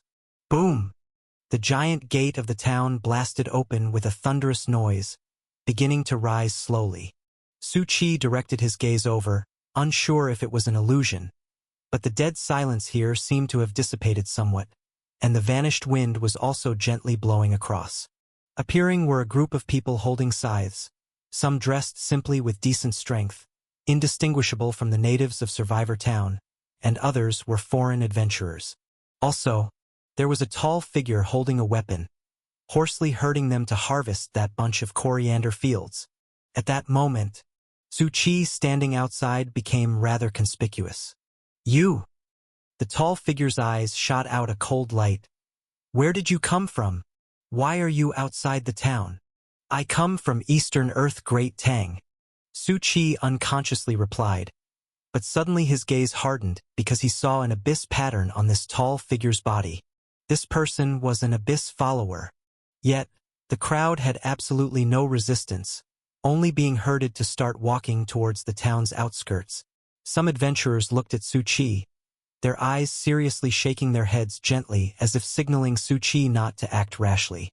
"No matter where you are from, irrespective of why you are outside," this tall figure coldly chuckled. "As long as you enter the town, you will assume the lowest status." Su Qi's eyes slightly lifted. What a thing to say. He asked yet was told it didn't matter, and that latter remark was quite intriguing. Entering the town? The lowest status. "Go and harvest." The tall figure coldly chuckled, stopping at the town gate without stepping out. "After you finish harvesting this area, I will come and inspect it." His figure slowly retreated, firmly not stepping outside. As the crowd stepped out without any hesitation or delay, they immediately took up the scythes in their hands and began rapidly harvesting. This area outside the town was filled with vast amounts of coriander fields, initially appearing to be nearly 1,000 acres. Although there were other plants around, they were vastly overshadowed by the coriander. Su Qi stepped forward. Everything here was bizarre, watching those people tirelessly harvesting as if even a minute outside would have their lifespan. "This place," Su Qi paused and spoke. "You look like an adventurer." An adventurer who was swiftly harvesting said solemnly, "You want to ask what exactly is the situation here, right?" He spoke very quickly. "Although I don't know why you are outside, I advise you to hurry into the town, obtain your identity, or else you will die miserably. Because outside the town, all existence will gradually be erased." Su Qi moved his lips, wanting to ask more, but the person erupted with spiritual energy, rapidly harvesting the coriander here, diving deep among them. "All right," Su Qi ruefully said. "I had key questions unasked still." Luo Shinfu paused. "That's pretty much the information. Now it's certain that outside the town is actually a weakened version of the old days. The desolation we see is actually a phenomenon where the traces have been erased. And within this town, only by entering will we find out." Xiao couldn't hear Luo Shinfu's analysis and merely asked out of curiosity, "What was the key question you wanted to ask just now?" Su Qi looked over the area. "Actually, I wanted to ask if the coriander here is tasty." Xiao slapped itself, cursing its own mouth. Why couldn't it just help asking? Additionally, it looked around and withdrew its head. It realized a blind spot. These people seemed to have been here for a while, but it and Su Buxian had only been here for half an hour. It intended to mention this question, but now it didn't feel like opening its mouth. After all, it believed Su Buxian would notice. At this moment, neither of them mentioned the bet they had made earlier. Su Buxian's side was unknown, but it was mentally preparing itself.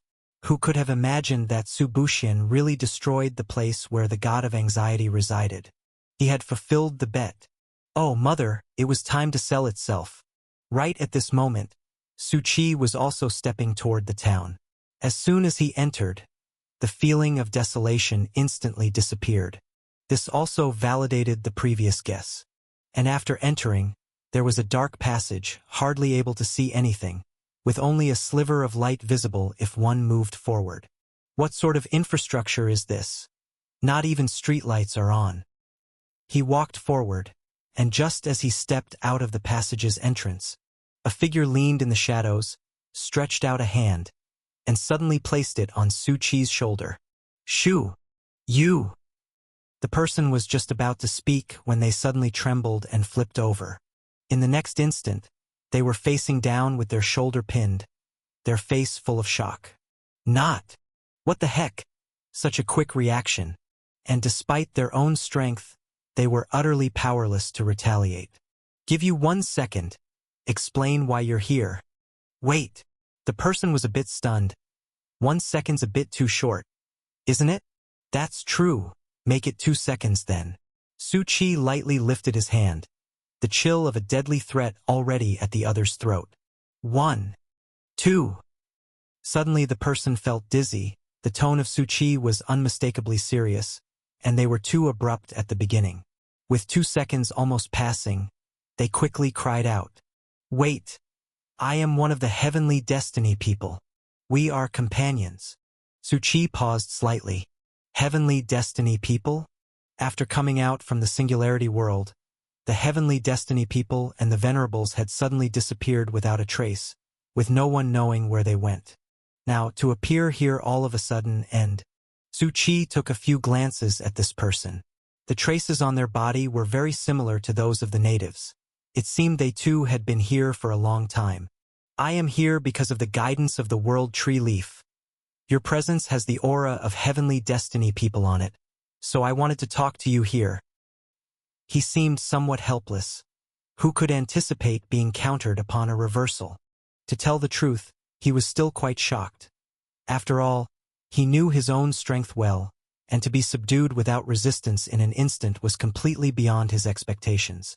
However, this was also a good thing. Another strong member had surfaced among the heavenly destiny people.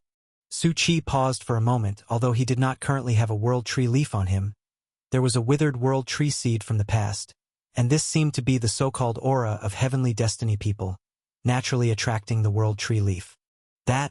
My name is Lin Jiang." He introduced himself. "All right, Lin Jiang. My name is Su Buxian." Su Qi did not deny whether he was a heavenly destiny person or not, although in reality he no longer counted as one, but it wasn't a big issue.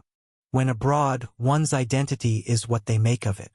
"So, Brother Lin Jiang, can you tell me what's going on here?" Most heavenly destiny people actually entered here quite early and have been confronting the venerables in this place. "Brother Su, you are probably part of those who didn't receive the guidance of the world tree leaf in time. Additionally, there's another important point." Lin Jiang fell silent. "I've said this much already, Brother Su. Could you let me go?" "Oh, sorry." Su Qi sheathed his knife, and only then the cold gleam receded from Lin Jiang's neck. "I forgot." Lin Jiang's collar was released by Su Qi, and finally he could catch his breath. It was too harsh. Among the heavenly destiny people, where would one find such a ruthless person? "Shu!" He suddenly raised his finger. "Quiet down, we've stayed here for too long. Careful, someone's coming. People from the guard team. Inside. It's all Abyss believers. Follow me." He stepped forward, heading straight towards the front. Su Qi took his steps to follow him, emerging from the passage. And finally, his gaze landed on the scene inside this town. But what immediately attracted him were not the vast town and the various strange buildings, which were tiered like rice terraces, distributed at the foot of the mountain, mid-mountain, and the summit, clearly stacked in layers of distinct hierarchy. Nor was it the largest palaces stacked at the very top center, emanating a terrifying and dangerous aura. What truly drew his attention was that trunk emerging from the center, soaring into the clouds, the new sprouts of the world tree. The entire massive town seemed built upon the branches extending from this trunk. You see it, don't you? Lin Jiang said as he too gazed towards the distant mountainous buildings and the upward thrusting new sprouts of the world tree. The new sprouts of the world tree's recovery, waiting here to blossom. Su Qi nodded slightly. It seems it's indeed extraordinary. Beneath the new sprouts of the world tree, there were several grand palaces. Some palaces were eerie with patterns of the abyss, while others bore the patterns of the god's palace. It seemed as though they were side by side, yet they had not started fighting, an extraordinary sight by any means. And furthermore, he also saw traces of abyss believers moving on the streets, everyone fearful but without direct conflict. It was as if everyone was acting in accordance with some set of rules. Lin Jiang sighed softly. The reason I stopped you was to remind you, this town is not so simple. Since it's called the ultimate place, there must be something different about it. The most important thing here is the rules. Lin Jiang spoke in a low voice. Everyone here will take on a random identity and must adhere to the rules of the city and fulfill the responsibilities that come with that identity. Su Qi paused. The group of people we saw outside. Their identity is the Scythe people.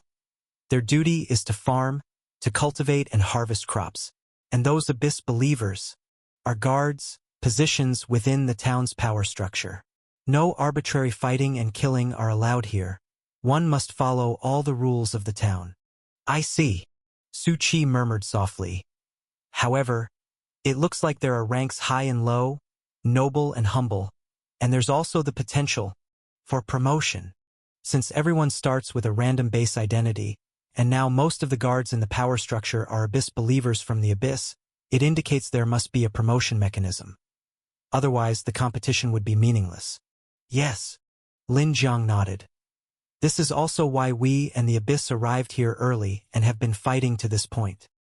He looked up at the distant palace complex. There lies the highest center of power, the council. It's where the rules are made and critical decisions are reached, decided by a vote from the members who become councilmen. And currently, we simply don't have enough councilmen. We've been unable to hold the votes and advantage in various decisions, leading to many rules unfavorable to us. Su Qi paused. The decision can shape the rules of this town. Interesting. Apart from some basic rules, most of what you see is determined by the council, Lin Jiang said softly. Doesn't it sound incongruent? It's supposed to be a battlefield crucial to unveiling the order of the present world, filled with strife, yet it presents itself in this form. Su Qi didn't reply. Lin Jiang just sighed softly. Because this is a reflection of the diminished strength of the old days world tree. This is the heart of the land of extreme evil, as well as the home of the world tree root. Su Qi was not surprised, for he had already learned about it before. The once withered roots of the world tree, still holding remnants of past strength and the polluted data, remained here. And this town had been connected here by the evil god with great effort.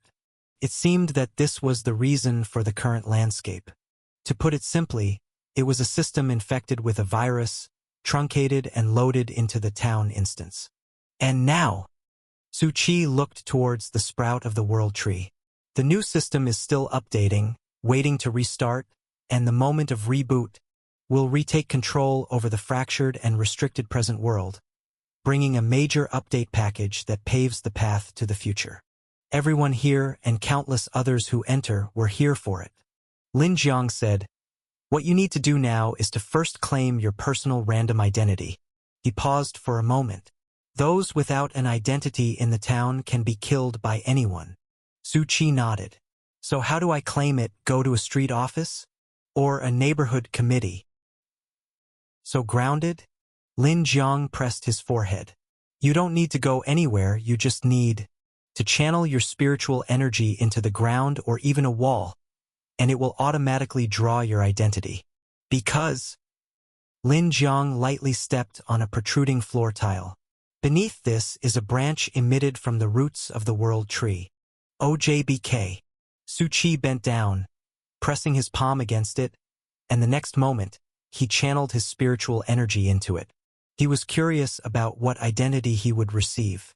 After the spiritual energy was infused, Su Chi clearly saw beneath him branches as if carrying countless data flows, the lingering strength from the past withered branches. In a few breaths, Su Chi's brow twitched because the next moment a flashing spot of light started to gather from the patterns below and formed a tag in his line of sight. In that instant, Su Chi suddenly reached out, grabbing the freshly formed tag. Lin Jiang, watching this, didn't react in time. He paused and gave a wry smile. Well, you don't have to be so cautious or hide your identity. Identity card should be displayed at all times as proof of one's identity. It's a solid proof while walking in the town. Su Chi said, "Huh, I thought it was like werewolf killing." He slightly extended his palm, revealing his identity card. Lin Jiang was startled. The card read, "Entertainer." He was somewhat surprised. What kind of profession is this? I've never seen it before.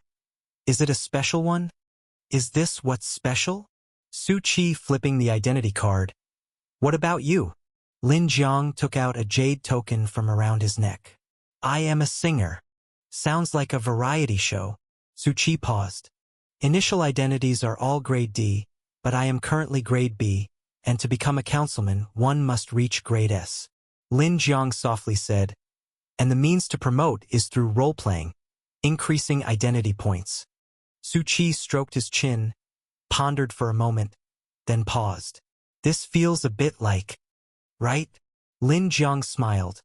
After all, it's a rule generated by the residual power of the withered world tree. Identities, promotions, etc., all correspond to the sequence path. Of course, this is to say, identity isn't completely random. Likely it relates to one's own sequences. Lin Jiang pointed to himself. Like my sequence related to sound, so even though I can't sing, I still got this singer identity, making promotions quite troublesome but not absolute. Just like those scythe people, they are truly random. So it was. Random yet not completely random. The stronger the sequence, the more special the identity would be associated, making it increasingly rare, otherwise ordinary adventurers would only randomly get a very ordinary identity. I see. Su Chi paused. At this moment a team was walking this way, bearing patrol's tags, coming around the corner. People passing by on the street glanced at the squad. Their expressions changed slightly. They quickly avoided them. Lin Jiang's expression darkened. That's, I know, Abyss believers. And there are also venerables among them. The leader, with a painted eerie face, looked at them with a weird smile. Lin Jiang also met his gaze with a somewhat icy demeanor and said clearly, "Don't worry, as long as you don't violate the rules, even the patrol, or even the guard team, the judgment team, have no right to lay hands." This doesn't sound like a kind of identity, right? It's a duty generated by the power structure, similar to councilmen. Everyone who meets the conditions can hold it. Just that. Currently, the people from the Abyss hold an advantage, and most posts are held by them. Su Chi nodded. Let's go. I'll take you back to our division first, to meet other heavenly destiny people. Lin Jiang paused. After all, this town is huge, complex. Each jurisdiction has different rules and dangers. It's not that simple. Su Chi did not refuse. He followed Lin Jiang inside. Indeed, the situation was very complex, including a large number of divine sons. Top powers participating in this part of the forces must be very strong. Moreover, he had also concealed some things, just like what Lin Jiang had just said. The identity card everyone has and only has one kind, and it is somewhat linked to the sequence.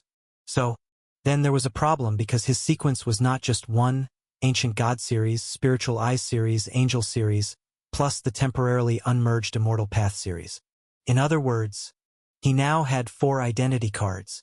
When that speck of light began to materialize, Su Chi instantly sensed it, rapidly collecting the other 3 identity cards. The other 3 identity cards were Gambler, Innovator, Leisure Seeker. Is the last one a bit too much? I'm from the Hustlers, why would I be a leisure seeker? Each identity seemed to correspond to a quantity of sequences, which was also why this town's foundational system with the world tree carried strength.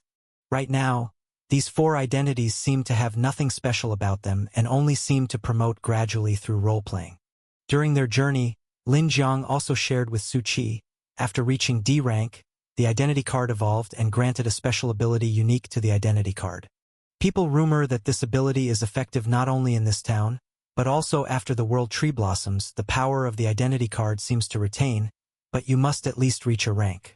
That's why countless people are desperate to be promoted, as the strength of each rank could be drastically different. Who wouldn't want a more potent ability, especially when the world tree blossom, the abyss and the god's palace recover?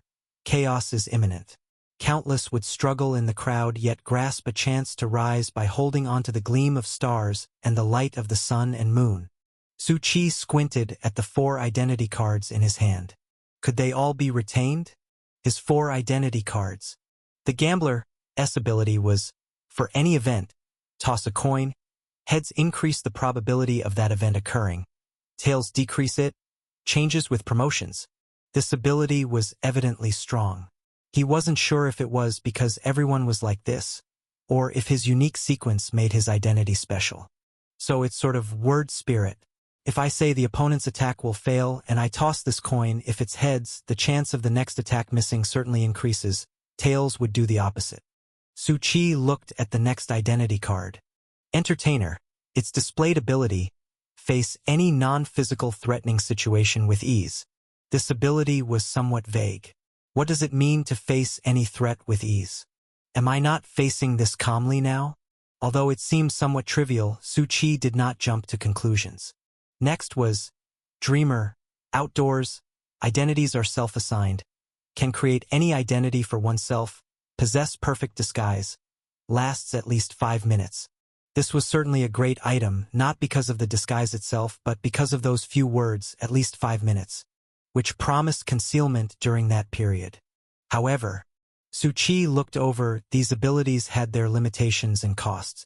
1 is, it could only be used once per instance day. 2 is, it required a large amount of spiritual energy, each ability costing over 100,000.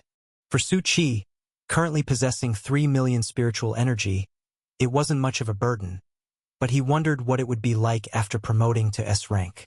Then came the last identity card, Leisure Seeker. Su Qi's gaze shifted. The information displayed was completely different from the other identity cards. Lin Jiang had said, Entertainer was a special identity he hadn't seen, but actually, Su Qi thought Leisure Seeker might be the most special identity, because its various patterns also differed from other identity cards, carrying an aura of ancient and new fusion. It seemed to bear the power of the withering world tree, yet also. Su Qi looked towards the large sprouting world tree in the distance, its nascent power seemingly part of it. This identity is special. You refuse to assume any identity, choosing to be a leisure seeker. You can abstain from labor, automatically earn identity points. The more leisurely and rule-breaking, the faster your promotion. However, you also lack proficiency, unable to use other professional abilities. Current identity rank, E. Need to obtain 100 points to promote to D rank. Automatic point acquisition rate, 10 points per hour. Su Qi raised an eyebrow. I break my back day after day for the hustler's sect, playing both mother and father, diligent and devoted. How could anyone say I'm idle? Although he took care of things on only 5 days out of the 365 in a year, how could anyone say he was idle? Moreover, Su Qi had realized that the ability of the leisure seeker was passively present, ready to activate immediately. At that moment, the abilities of the other 3 identity cards were all disabled. Goodness gracious, Su Qi raised an eyebrow. It seems I have no choice but to accept it. It was normal for other professional abilities to be disabled since they conflicted with it. However, everything was about priorities, and 3 powerful identities seemed to be easily suppressed by this seemingly unserious one. This was something to discuss. At that very moment, Lin Jiang said cautiously, Be careful. Stick close. We're about to pass through the abyss jurisdiction. And this place is special, it seems to have been taken over quite early. So there are many strange rules, we must be careful. Su Chi looked ahead. The jurisdiction was unavoidable, and since the location each person had to complete their identity task was different, they often had to pass through. Each time they passed through a jurisdiction, they had to pay various tolls, and abide by many strange rules according to the rules of that area. Su Chi, alongside Lin Jiang, stepped into a street that clearly had a demarcation line. The abyssal aura was significantly denser inside. Su Chi's gaze shifted slightly as he saw the group of scythe people he had encountered earlier. They were carrying large amounts of coriander into the jurisdiction area, and there was even a dedicated kitchen receiving it. Lin Jiang was not surprised. One of the strange rules here is the collection of large amounts of coriander. Whether it's for use in the various kitchens here or sent to the high-level Mountain Peak district, there's a huge demand. All right. Su Chi gave a thumbs up. Whoever the councilman who implemented the coriander collection rule is, even if it's a venerable from the abyss, I must commend them by name. Lin Jiang. Is coriander that important? He shook his head helplessly. It wasn't a councilman who implemented this, but rather it came from some of the oldest demons in the council, who acquired the council president identity early on, and the one who released this rule was an abyss demon. It doesn't know why, but it has a peculiar obsession with coriander, making this rule somewhat bewildering. Moreover, you've got one thing wrong, it doesn't particularly like the coriander, but rather the rule itself. Lin Jiang pointed to a sign above this jurisdiction. Everyone who wishes to pass through this jurisdiction must dine here. This demon seems to be good at cooking, Su Chi noted lightly. That's not the point. The diners must choose from the various meals provided, the one without coriander. If they unfortunately consume coriander, Lin Jiang said gravely, they will suffer the terrible punishment of this jurisdiction. Su Chi raised an eyebrow. Really? Expecting a fellow coriander lover, and instead encountering such animosity towards coriander and those who eat it. How could one bear it? And for someone like him, a lover of coriander, it felt so targeted. Don't underestimate any jurisdiction's rules. Some could trap you directly, making it impossible to pass through the jurisdiction, like being stuck at a level. Lin Jiang spoke solemnly, being a heavenly destiny person. He naturally arrived here earlier and knew quite a bit. Yet, we also need to be thankful for these rules, as their existence maintains the delicate balance of the current situation. Once the rules disappear, it means the abyss has fully recovered, and the real war breaks out. As a result of the heavenly destiny people, Lin Jiang was quite forthcoming with Su Chi, the newcomer, speaking openly and exhaustively. And indeed, what he said was correct. Rules are the current means of maintaining balance. Su Chi looked over the area under jurisdiction. In this district, there were many abyss believers and quite a few adventurers. It was not uncommon to find a divine son, yet everyone was governed by the rules, despite the layers of hostile glares and the dangerous aura of murderous intent. But there was no fighting. They were all playing their roles, and by performing and completing the rules they could earn ascension points, to obtain a higher status and gain more powerful identity abilities. Let's go. We also have people here. Lin Jiang patted Su Chi on the shoulder as he stepped forward to walk on. Anyway, let's meet up with them first, and of course be careful. Lin Jiang said gravely, looking towards the abyss believers. Here, there's always trouble as long as it's within the rules. They had to pass through this jurisdiction, and the rule here was to choose the one meal in the designated restaurant that didn't contain coriander. It seems that whether it's the waitstaff or the cooks in the restaurant, they are all assigned by individuals holding identity cards. Su Chi observed the scene, and almost all of them are abyss believers, which was normal, given that it was an area under the dominion of the abyss demon.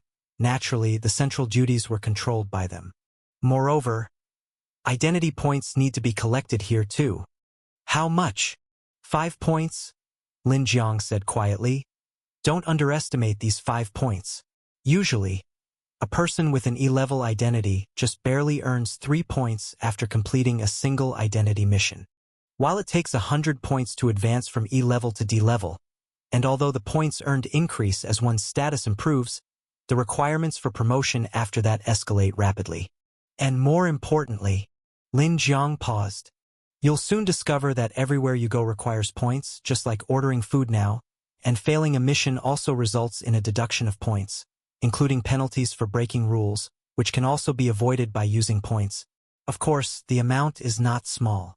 Enough to make a person's status fall back to the original level, so it's often the case that expenses exceed income, and it's not that simple. Su Qi, listening to Lin Jiang's advice, snapped his fingers subtly. Understood. However, Lin Jiang's meaning was quite clear.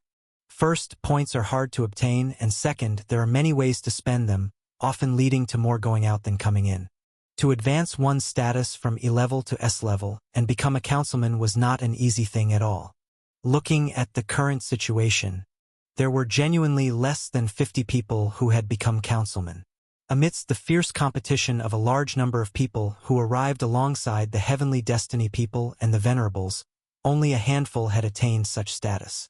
This already showed how difficult it was to become a councilman and that those who were elevated were likely all top-notch individuals. At this moment, he was not the only person listening to all this. He asked softly, "How do you two see this?"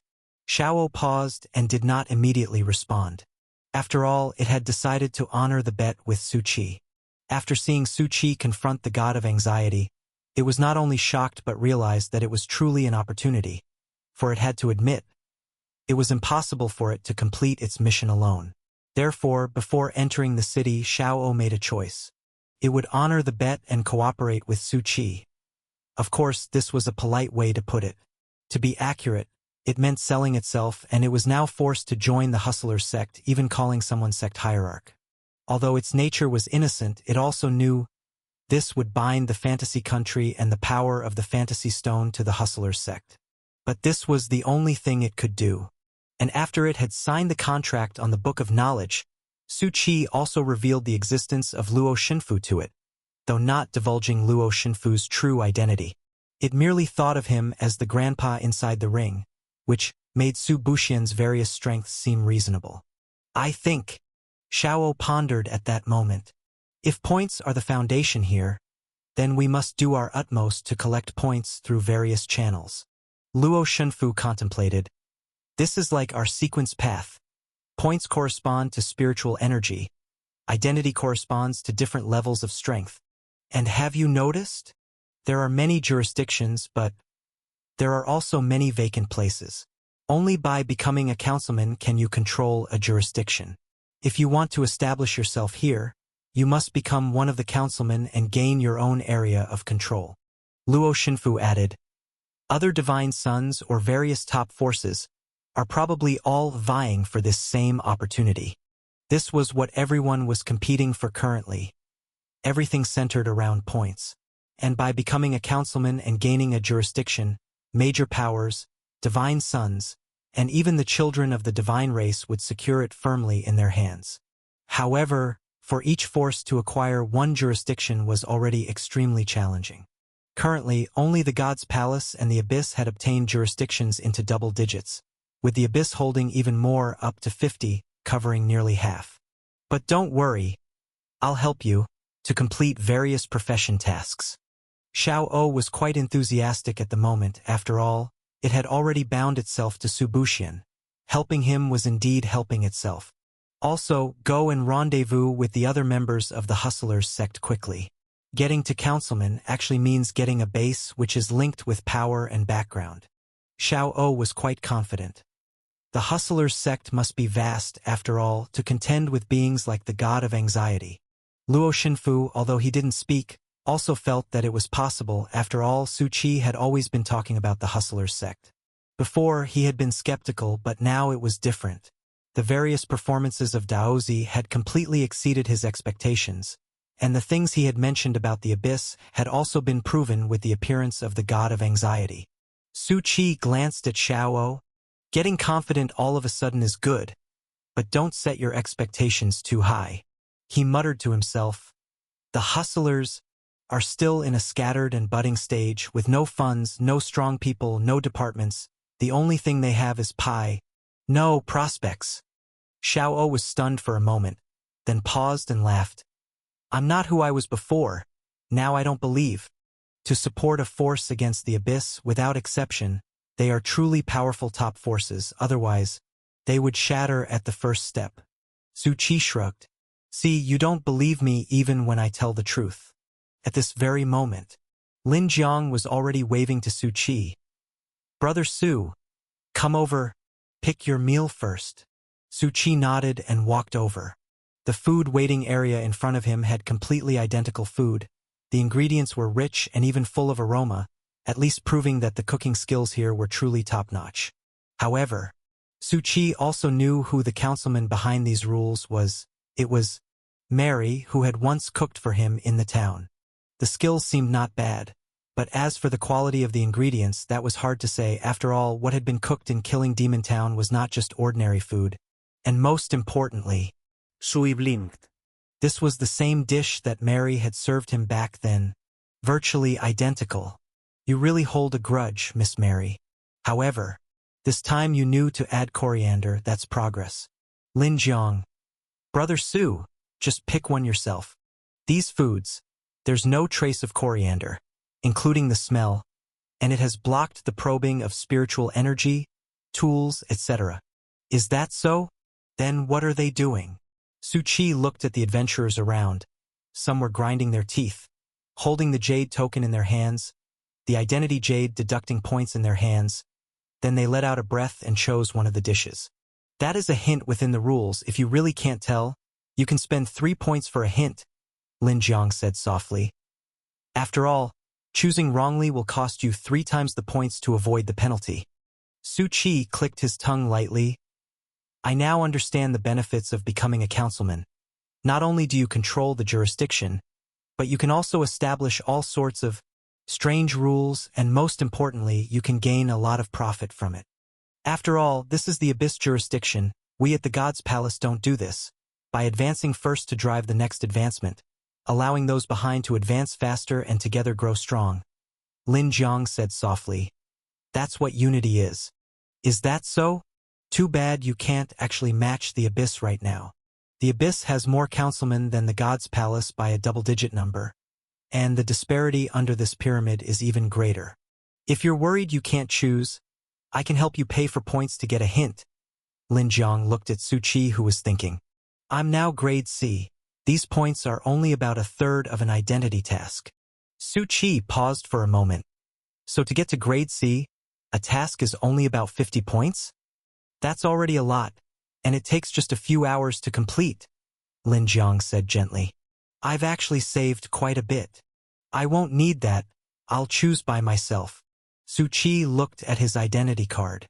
His current grade E Leisure Seeker identity passively gains him 10 points every hour. 100 points can be advanced to grade D, where the acquiring speed would probably get an upgrade. It really is a special identity, unexpectedly somewhat powerful. What's important is that he doesn't have to do anything, although it seems that the other 3 identities seem to have been disabled, but he feels it's worth it. This identity's ability should have some aspects yet to be discovered by him. Su Qi chose a dish. He didn't need any other probes. A question mark was enough, making it easy to distinguish which dishes had coriander and which didn't. But this time, the dish he chose was the one with the coriander. No way around it. He just loved coriander too much. But what's more important is, Su Qi still remembered the ability that the more leisurely you are, the more you break the rules, the faster you earn points. He naturally had to try it. Su Qi squinted his eyes, forked half a potato with his knife and fork, and popped it into his mouth. It was indeed not bad. Slick without being greasy, fragrant and soft. But it's hard to screw up potatoes. And the next moment, black light suddenly burst from the patterns under the plate, and all eyes turned to look. And Lin Jiang's expression changed slightly. Damn! Bad luck! Still got it. The Abyss believer's eyes were cold, with a chilly, murderous intent. Another unlucky one. The esteemed demon lord will punish him properly. Brother Su, I can't help you. Lin Jiang shouted. You must hold on. And at that time, Su Qi was surrounded by a great deal of black gas, and was pulled directly into a closed kitchen filled with the smell of blood. He had even shrunk, tied onto a cutting board, with knives, boiling hot oil pots, and blazing flames all around, seemingly foreshadowing that he was about to go through the process of being cooked. Even though he was the dish. But Su Qi also understood. So this is the punishment for breaking the rules. Su Qi looked at the kitchen's walls, which only had the pattern of a demon, indicating that the rules of the Abyss jurisdiction under Mary Demon had been violated.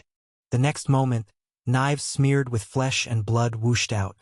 The preparation for cooking was about to begin. No wonder Lin Jiang said to hold on. This is no different from torture. And at this time, the light flickering from Su Qi's leisure seeker identity jade burst out suddenly. Crack! The knives only plunged into the cutting board, while Su Qi, who was lying on the board, had already disappeared without a trace. Su Qi's eyes were clear, and at this moment, he was back at the dining table where he had been sitting. Lin Jiang was still beside him, eyes slightly widened. That was fast. Su Qi just smiled and said nothing. However, this confirmed it. This could indeed evade punishment, but only with a limited number of times. Su Qi looked at his jade token, which was previously flashing, now dimmed, as if waiting for recovery, and upon closer inspection, a 24-hour countdown, which means he could only escape once a day. What a fine identity and ability! Su Qi narrowed his eyes, showing a hint of a smile, able to be linked to the sequence, which really was like giving him a backdoor, since every sequence he held was extraordinary and unique. The most important thing now is promotion. Lin Jiang suddenly whispered, "Let's go, we can leave now. And we have to hurry. Dangerous people are coming." Su Qi looked towards the street outside, where terrifying presences were passing by. It's the Abyss people and a bunch of divine sons, even the gods' sons. Lin Jiang said solemnly, "There are always disorder who rely on being lost, trying to snag a piece from them, but it's nothing more than an ignorant action festooned with thorns." Su Qi watched the crowd and was not surprised.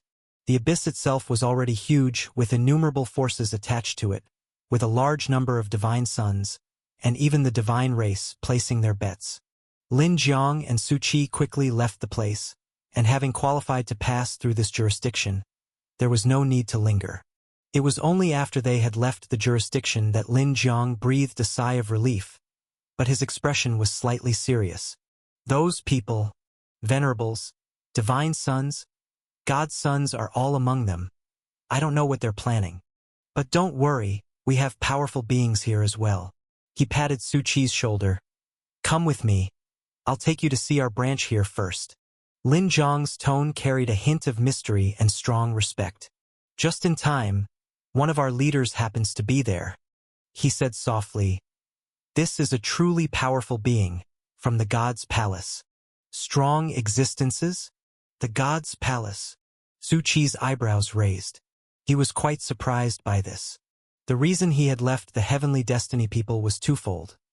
First, to devote himself to the construction of the Hustlers, something he couldn't do under the identity of a Heavenly Destiny person. On the other hand, the various guidances of the Heavenly Destiny people were too tedious and passive for his liking. Su Qi never liked being passive. What mattered now was understanding all the information about this place, and the identity of a Heavenly Destiny person was quite useful after all. Areas between jurisdictions always have lawless places, which aren't affected by any rules, but at the same time, all kinds of skirmishes and battles break out.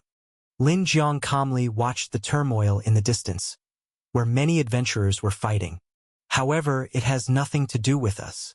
The Heavenly Destiny people aim to maintain stability. You also need to remember not to venture into the lawless place. After all, the eyes of Abyss believers are always watching. Any Heavenly Destiny person who is alone might encounter danger.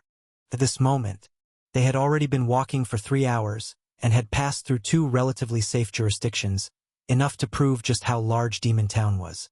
"We've arrived, one of the jurisdictions belonging to our Heavenly Destiny people." Lin Jiang breathed a sigh of relief. He had finally arrived safely with this newcomer. But the cost was not small. The toll for the journey had already cost each person a high 30 points. He had reluctantly paid for Su Qi, as Su Qi had never taken on identity tasks, and it was himself who had brought Su Qi straight to the jurisdiction of the Heavenly Destiny people. What he didn't know was, Su Qi now not only had points but also quite a lot of them. He had reached 70 points. After all, there were rewards for escaping punishment by the rules. In another 3 hours, I can ascend. The speed of Su Qi's ascension was quite fast.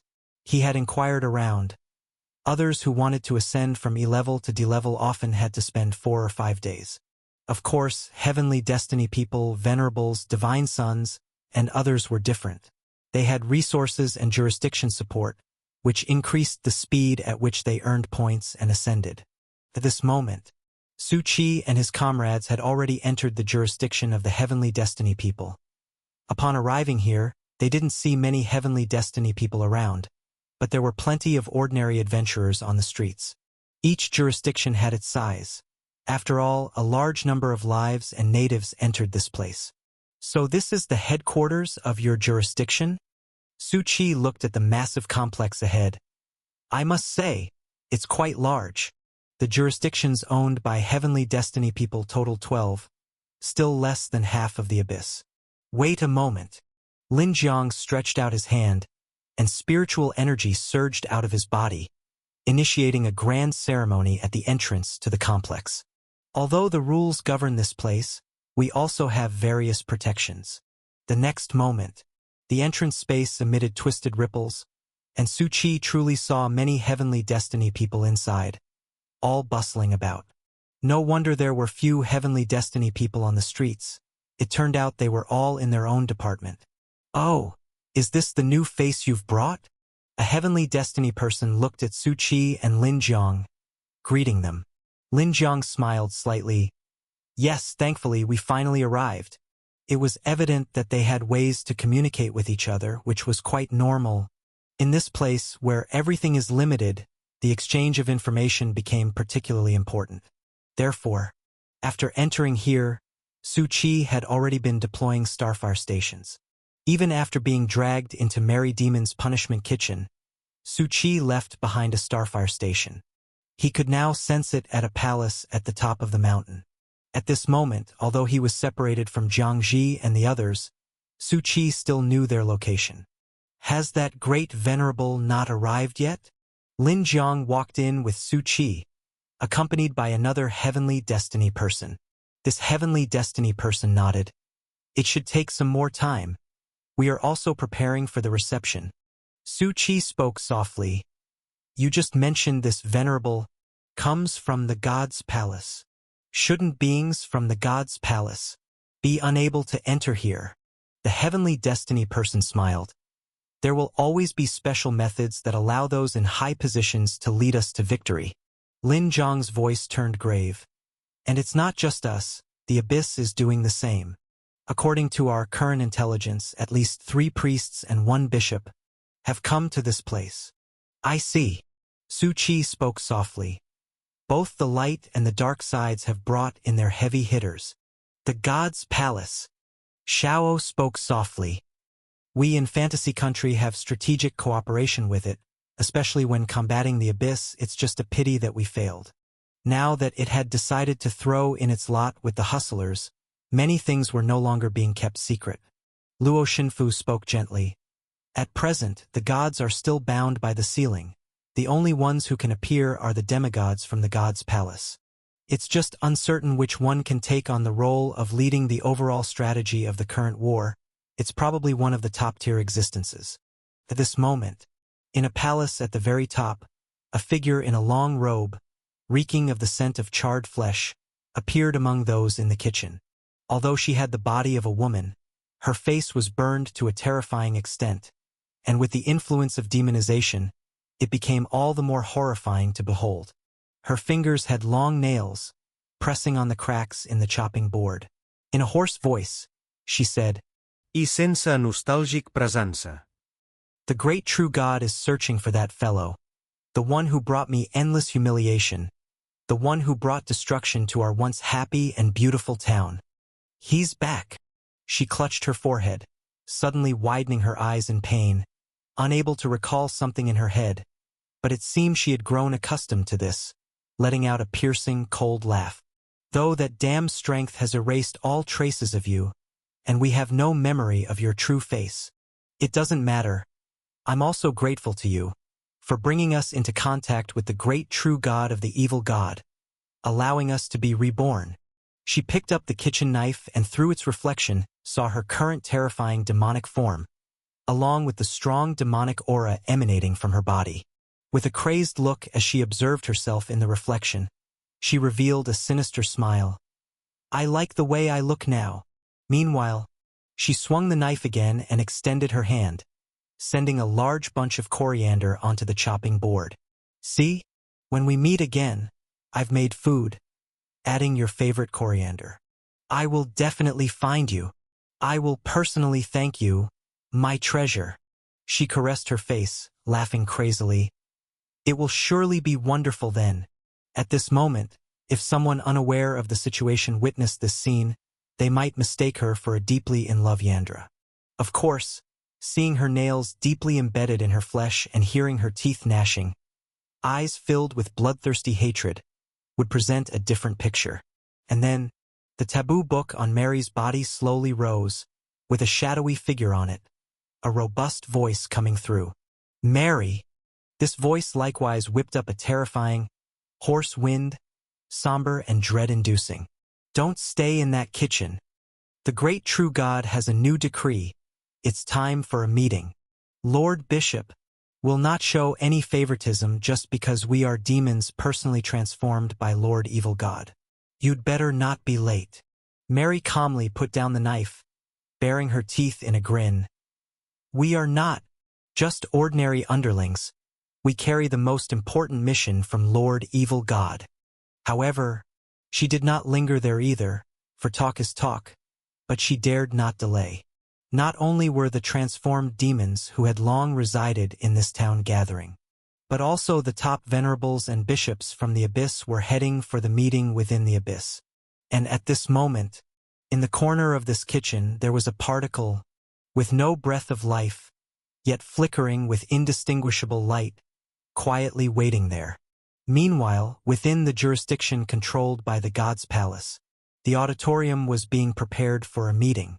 Numerous Destiny people were entering this vast hall one after the other, which had been expanded like a large stadium. Destiny people have been chosen from long ago, with the older and more powerful up front. Lin Jiang with Su Qi. And we newcomers, just take our place at the back. Wait till you see our leader. The Destiny person who had led the way also sat beside, speaking with a hint of respect. That's a true demigod, Brother Su. You must be from the native world, right? Su Qi. Maybe. After all, most Destiny people are actually chosen from the native worlds. Lin Jiang grasped his world tree withered leaf. I'm grateful for my identity as a Destiny person. It saved my collapsing world, broadened my fate, and gave me a goal and mission to protect. Most of the Destiny people present were geniuses risen from various native worlds. They had fought through events such as a zombie apocalypse, the recovery of spiritual energy, and strange descents in their crumbling worlds, selected by the world tree withered leaf, thus saving their own worlds, and gathered here as a result. However, there were still even more talented beings present in the room, shining with a dazzling luster. Su Qi just had to glance over and noticed many powerful beings, with divine sons among the front rows, their brilliance still strong. But clearly, the atmosphere here was much better than other places. However, it seems the Abyss is also holding a meeting. Su Qi squinted and smiled.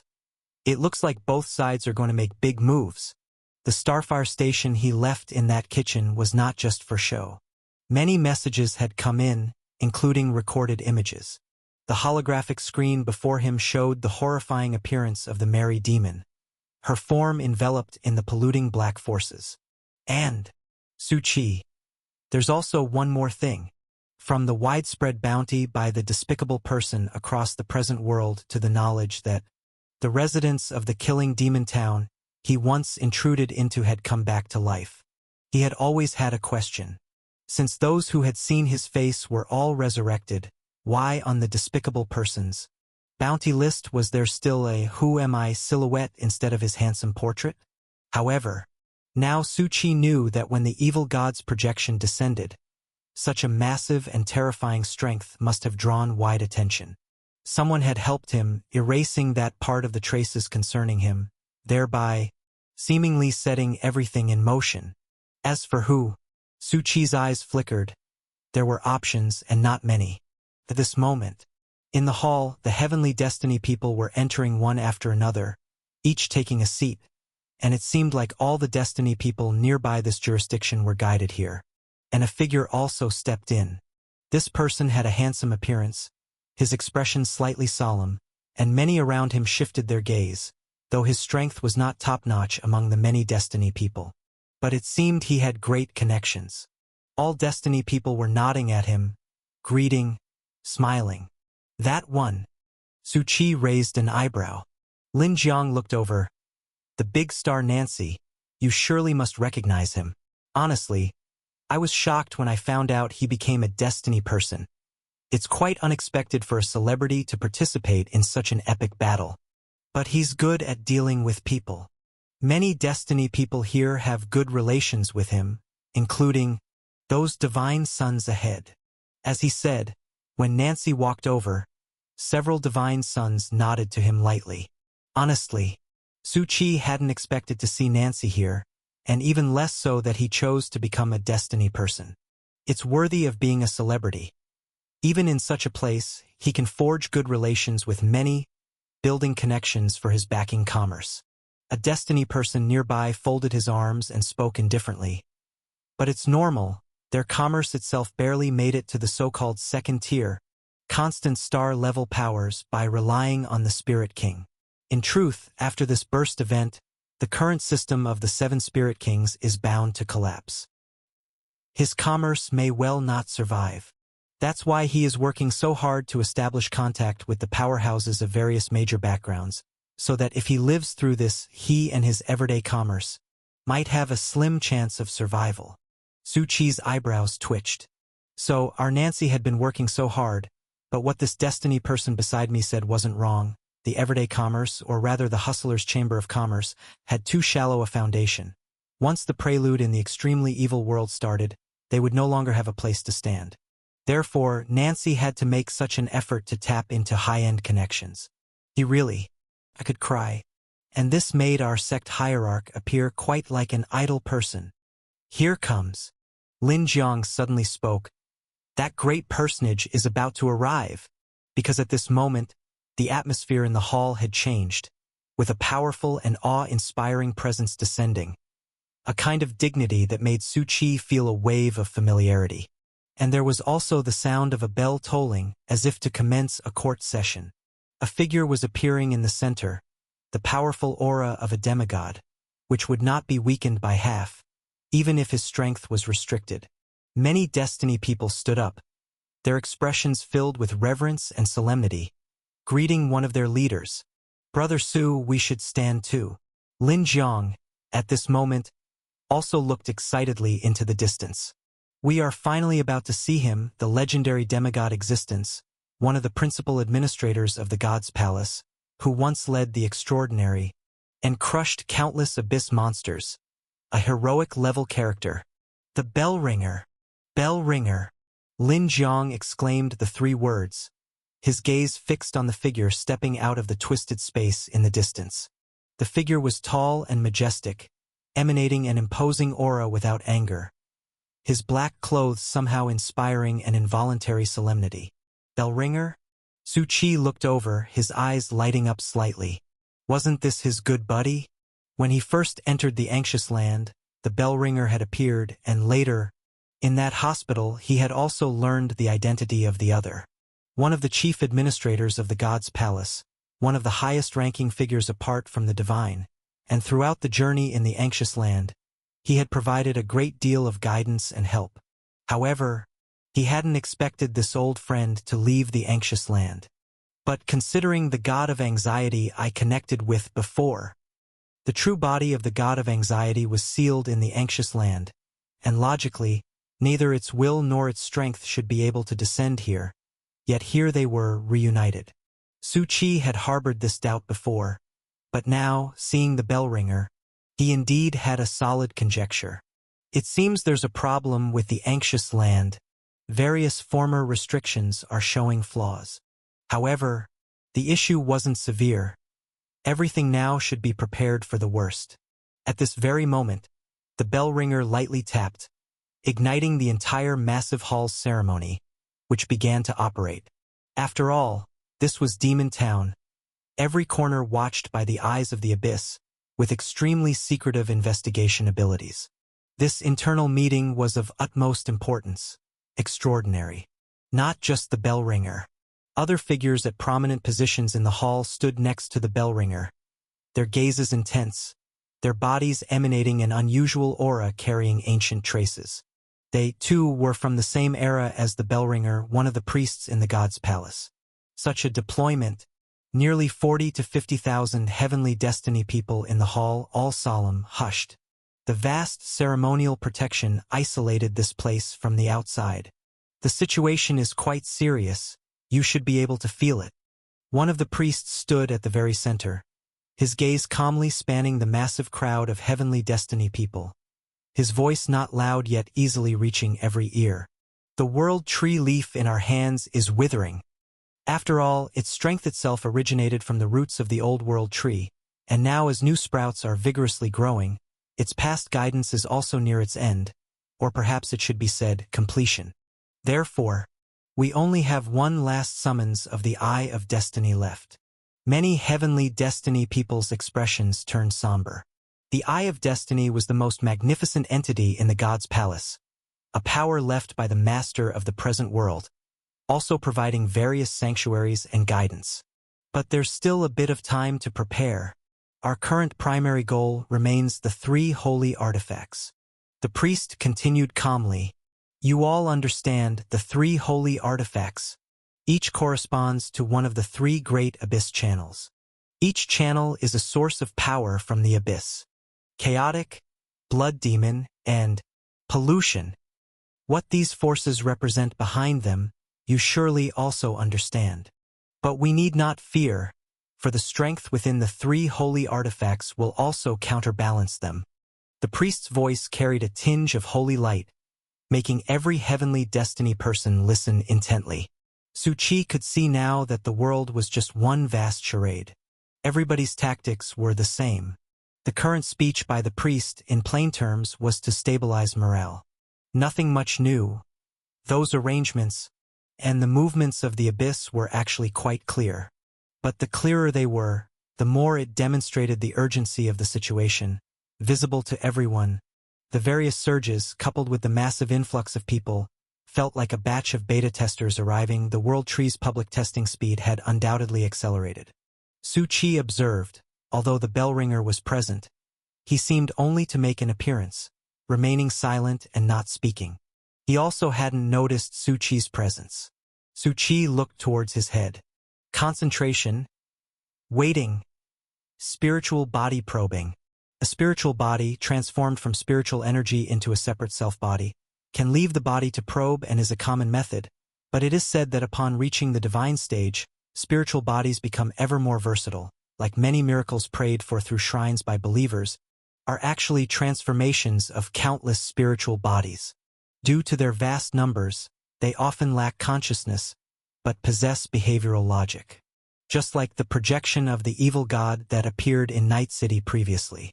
However, clearly, the bell ringer was currently diverting part of his consciousness to something important on the spiritual body side. Emergency meeting, stirring morale, something was happening.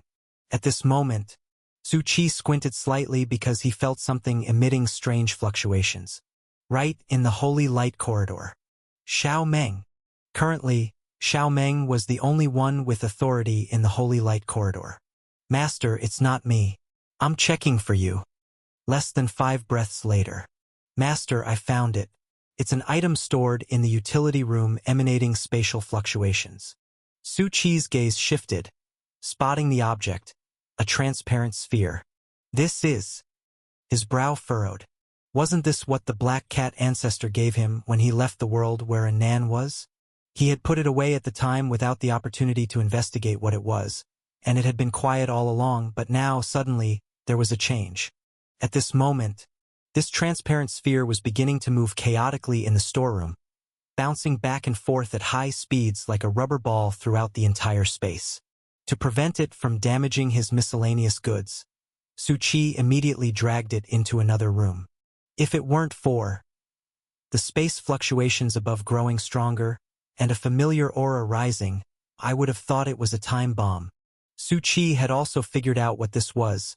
The aura of the black cat was climbing, and a wave of spiritual energy was surging through it. That guy, it seems he's entrusted his spirit body to me. He's really placing a big bet. Su Qi stroked his chin. He had just said that the spiritual body is a mirage of spiritual energy, capable of dissipating at any time and can be controlled by transferring one's consciousness into it, an avatar that could create many as strength increases. Although it couldn't stay active in the outer world for long, it could be stored in a shrine, thus providing sanctuary to one part of the world, increasing believers and creating miracles, among other things. The Black Cat's was a divine advancement, embodying a soulful spiritual body, unlike a mere avatar, retaining its own will. In simple terms, it's like multitasking. Moreover, the spiritual body could exist permanently, a complete self capable of controlling different powers. Like the master of destruction herself, the young girl form and the maiden form were both her spiritual bodies. There's also a complete form. Her situation is special. The self-will within her spiritual bodies is isolated. Su Qi didn't know if she would appear this time, and if she did, which form it would be, whether her complete form had the memories of the other forms. It was all uncertain at the moment. If she really appeared, the best-case scenario would be the maiden form. After all, she is a creditor, and one can't expect a 7- or 8-year-old young girl form to stand in front of a crowd. The worst-case scenario would be the complete form without memories. The Master of Destruction's notorious reputation spread when in her complete form, possessing the most horrifying destructive powers, boundless intimidation, demolishing all directions. But who knows? The current situation is just that, the weak swimming hard on the surface, trying to board the ship of the future. Yet under the dark and boundless sea, indeed, countless behemoths are ready to burst forth. At this moment, the spirit body of the cat ancestor was still in the middle of awakening, but Su Qi's eyebrows twitched slightly, because the meeting was still in progress. At this time, the entire hall began to shake violently. Earthquake. A person next to Su Qi, like him new to the heavenly destiny people, looked around somewhat dazed. No, it's not. Lin Jiang beside him shook his head. It's that thing that's about to come. He uttered gravely. 5 words. Town Cleansing Day. Sounds quite interesting. Su Qi paused lightly. Sounds like a community cleaning event. Lin Jiang. It's unrelated to cleaning, Brother Su. If I replace cleansing with slaughter, perhaps you'd understand better. Lin Jiang spoke solemnly. This is one of the town's highest-level rules. Town Cleansing Day. Everyone can ignore the rules, attack each other, and for one day plunder each other's points. The resulting fights are countless, and although there are rules to protect and prevent actual death, one's identity is reset to the starting point, and all points revert to 0. Indeed, it doesn't sound very friendly, and it's a bit contrary to my image of everyone happily cleaning together. Lin Jiang fell silent for a moment. Your imagination is a bit too off. And that's why we're gathering now, to deal with this slaughter. Because this might be the last one. Su Qi said softly. The last time? Why do you say that? Lin Jiang paused. We have experienced it before you, approximately once a month. It should be those abyss demons using the power of the abyss to have set up such a rule in this town ahead of time, with an exceptionally high priority, even overriding one of the town's basic rules. Lin Jiang clenched his fists. And after each slaughter is over, a large amount of points are gathered, with advancements in advanced identities. Didn't I say it before? Lin Jiang continued. Points are everything here. Whether you want to do anything, become a councilman, or manage a jurisdiction, you need the support of points. Even the 3 holy artifacts, they require points and identity. But of course, it's not that simple. Lin Jiang paused. Right now we are all racing against time. A large number of adventurers have also joined in, further catalyzing this process since the output of points has greatly increased. So, we believe the next town cleansing day will completely breach the bottomless pit. He breathed out 2 words lightly. The abyss. I understand. Su Qi snapped his fingers.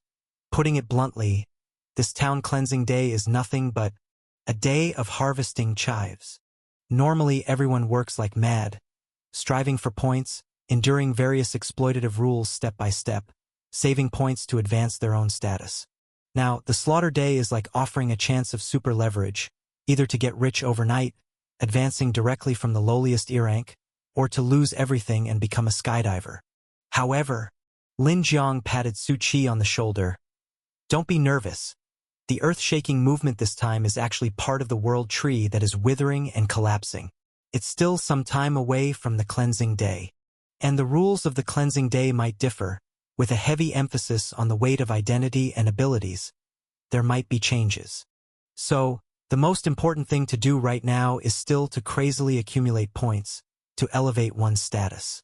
The meeting in the hall lasted for half an hour. The priests had comprehensive arrangements for everything, large and small, and even had predictions about the movements of the abyss. They had led countless teams to battle in the dens of the abyss, and at this moment, they were also imparting experience in combating the abyss with their profound knowledge. The bell ringer had been silent from beginning to end. He even slightly closed his eyes, as if taking a brief rest.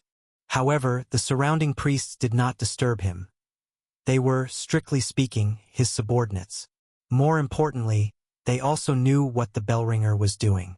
The abyss, the old days, the ancient past powers, and the hospital that locked up the 7 gods of the God's Palace were all at a critical point of recovery. Some preparations must be complete, otherwise one misstep would lead to irredeemable disaster. It's over. Nancy looked at the bell ringer and several priests with reverence, seeing that the meeting was about to end. He had experienced many important figures, all extraordinary, with the greatest being priests, albeit dejected priests who lived an ignoble life in the present world, without any background.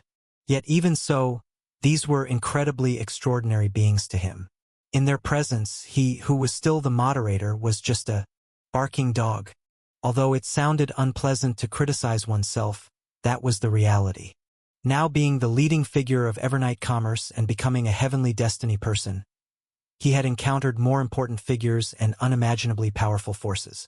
However, the presences at hand were still as distant as a mote in the sky. The other priests were all beings close to demigods, and that bell ringer was a legendary figure, a true demigod.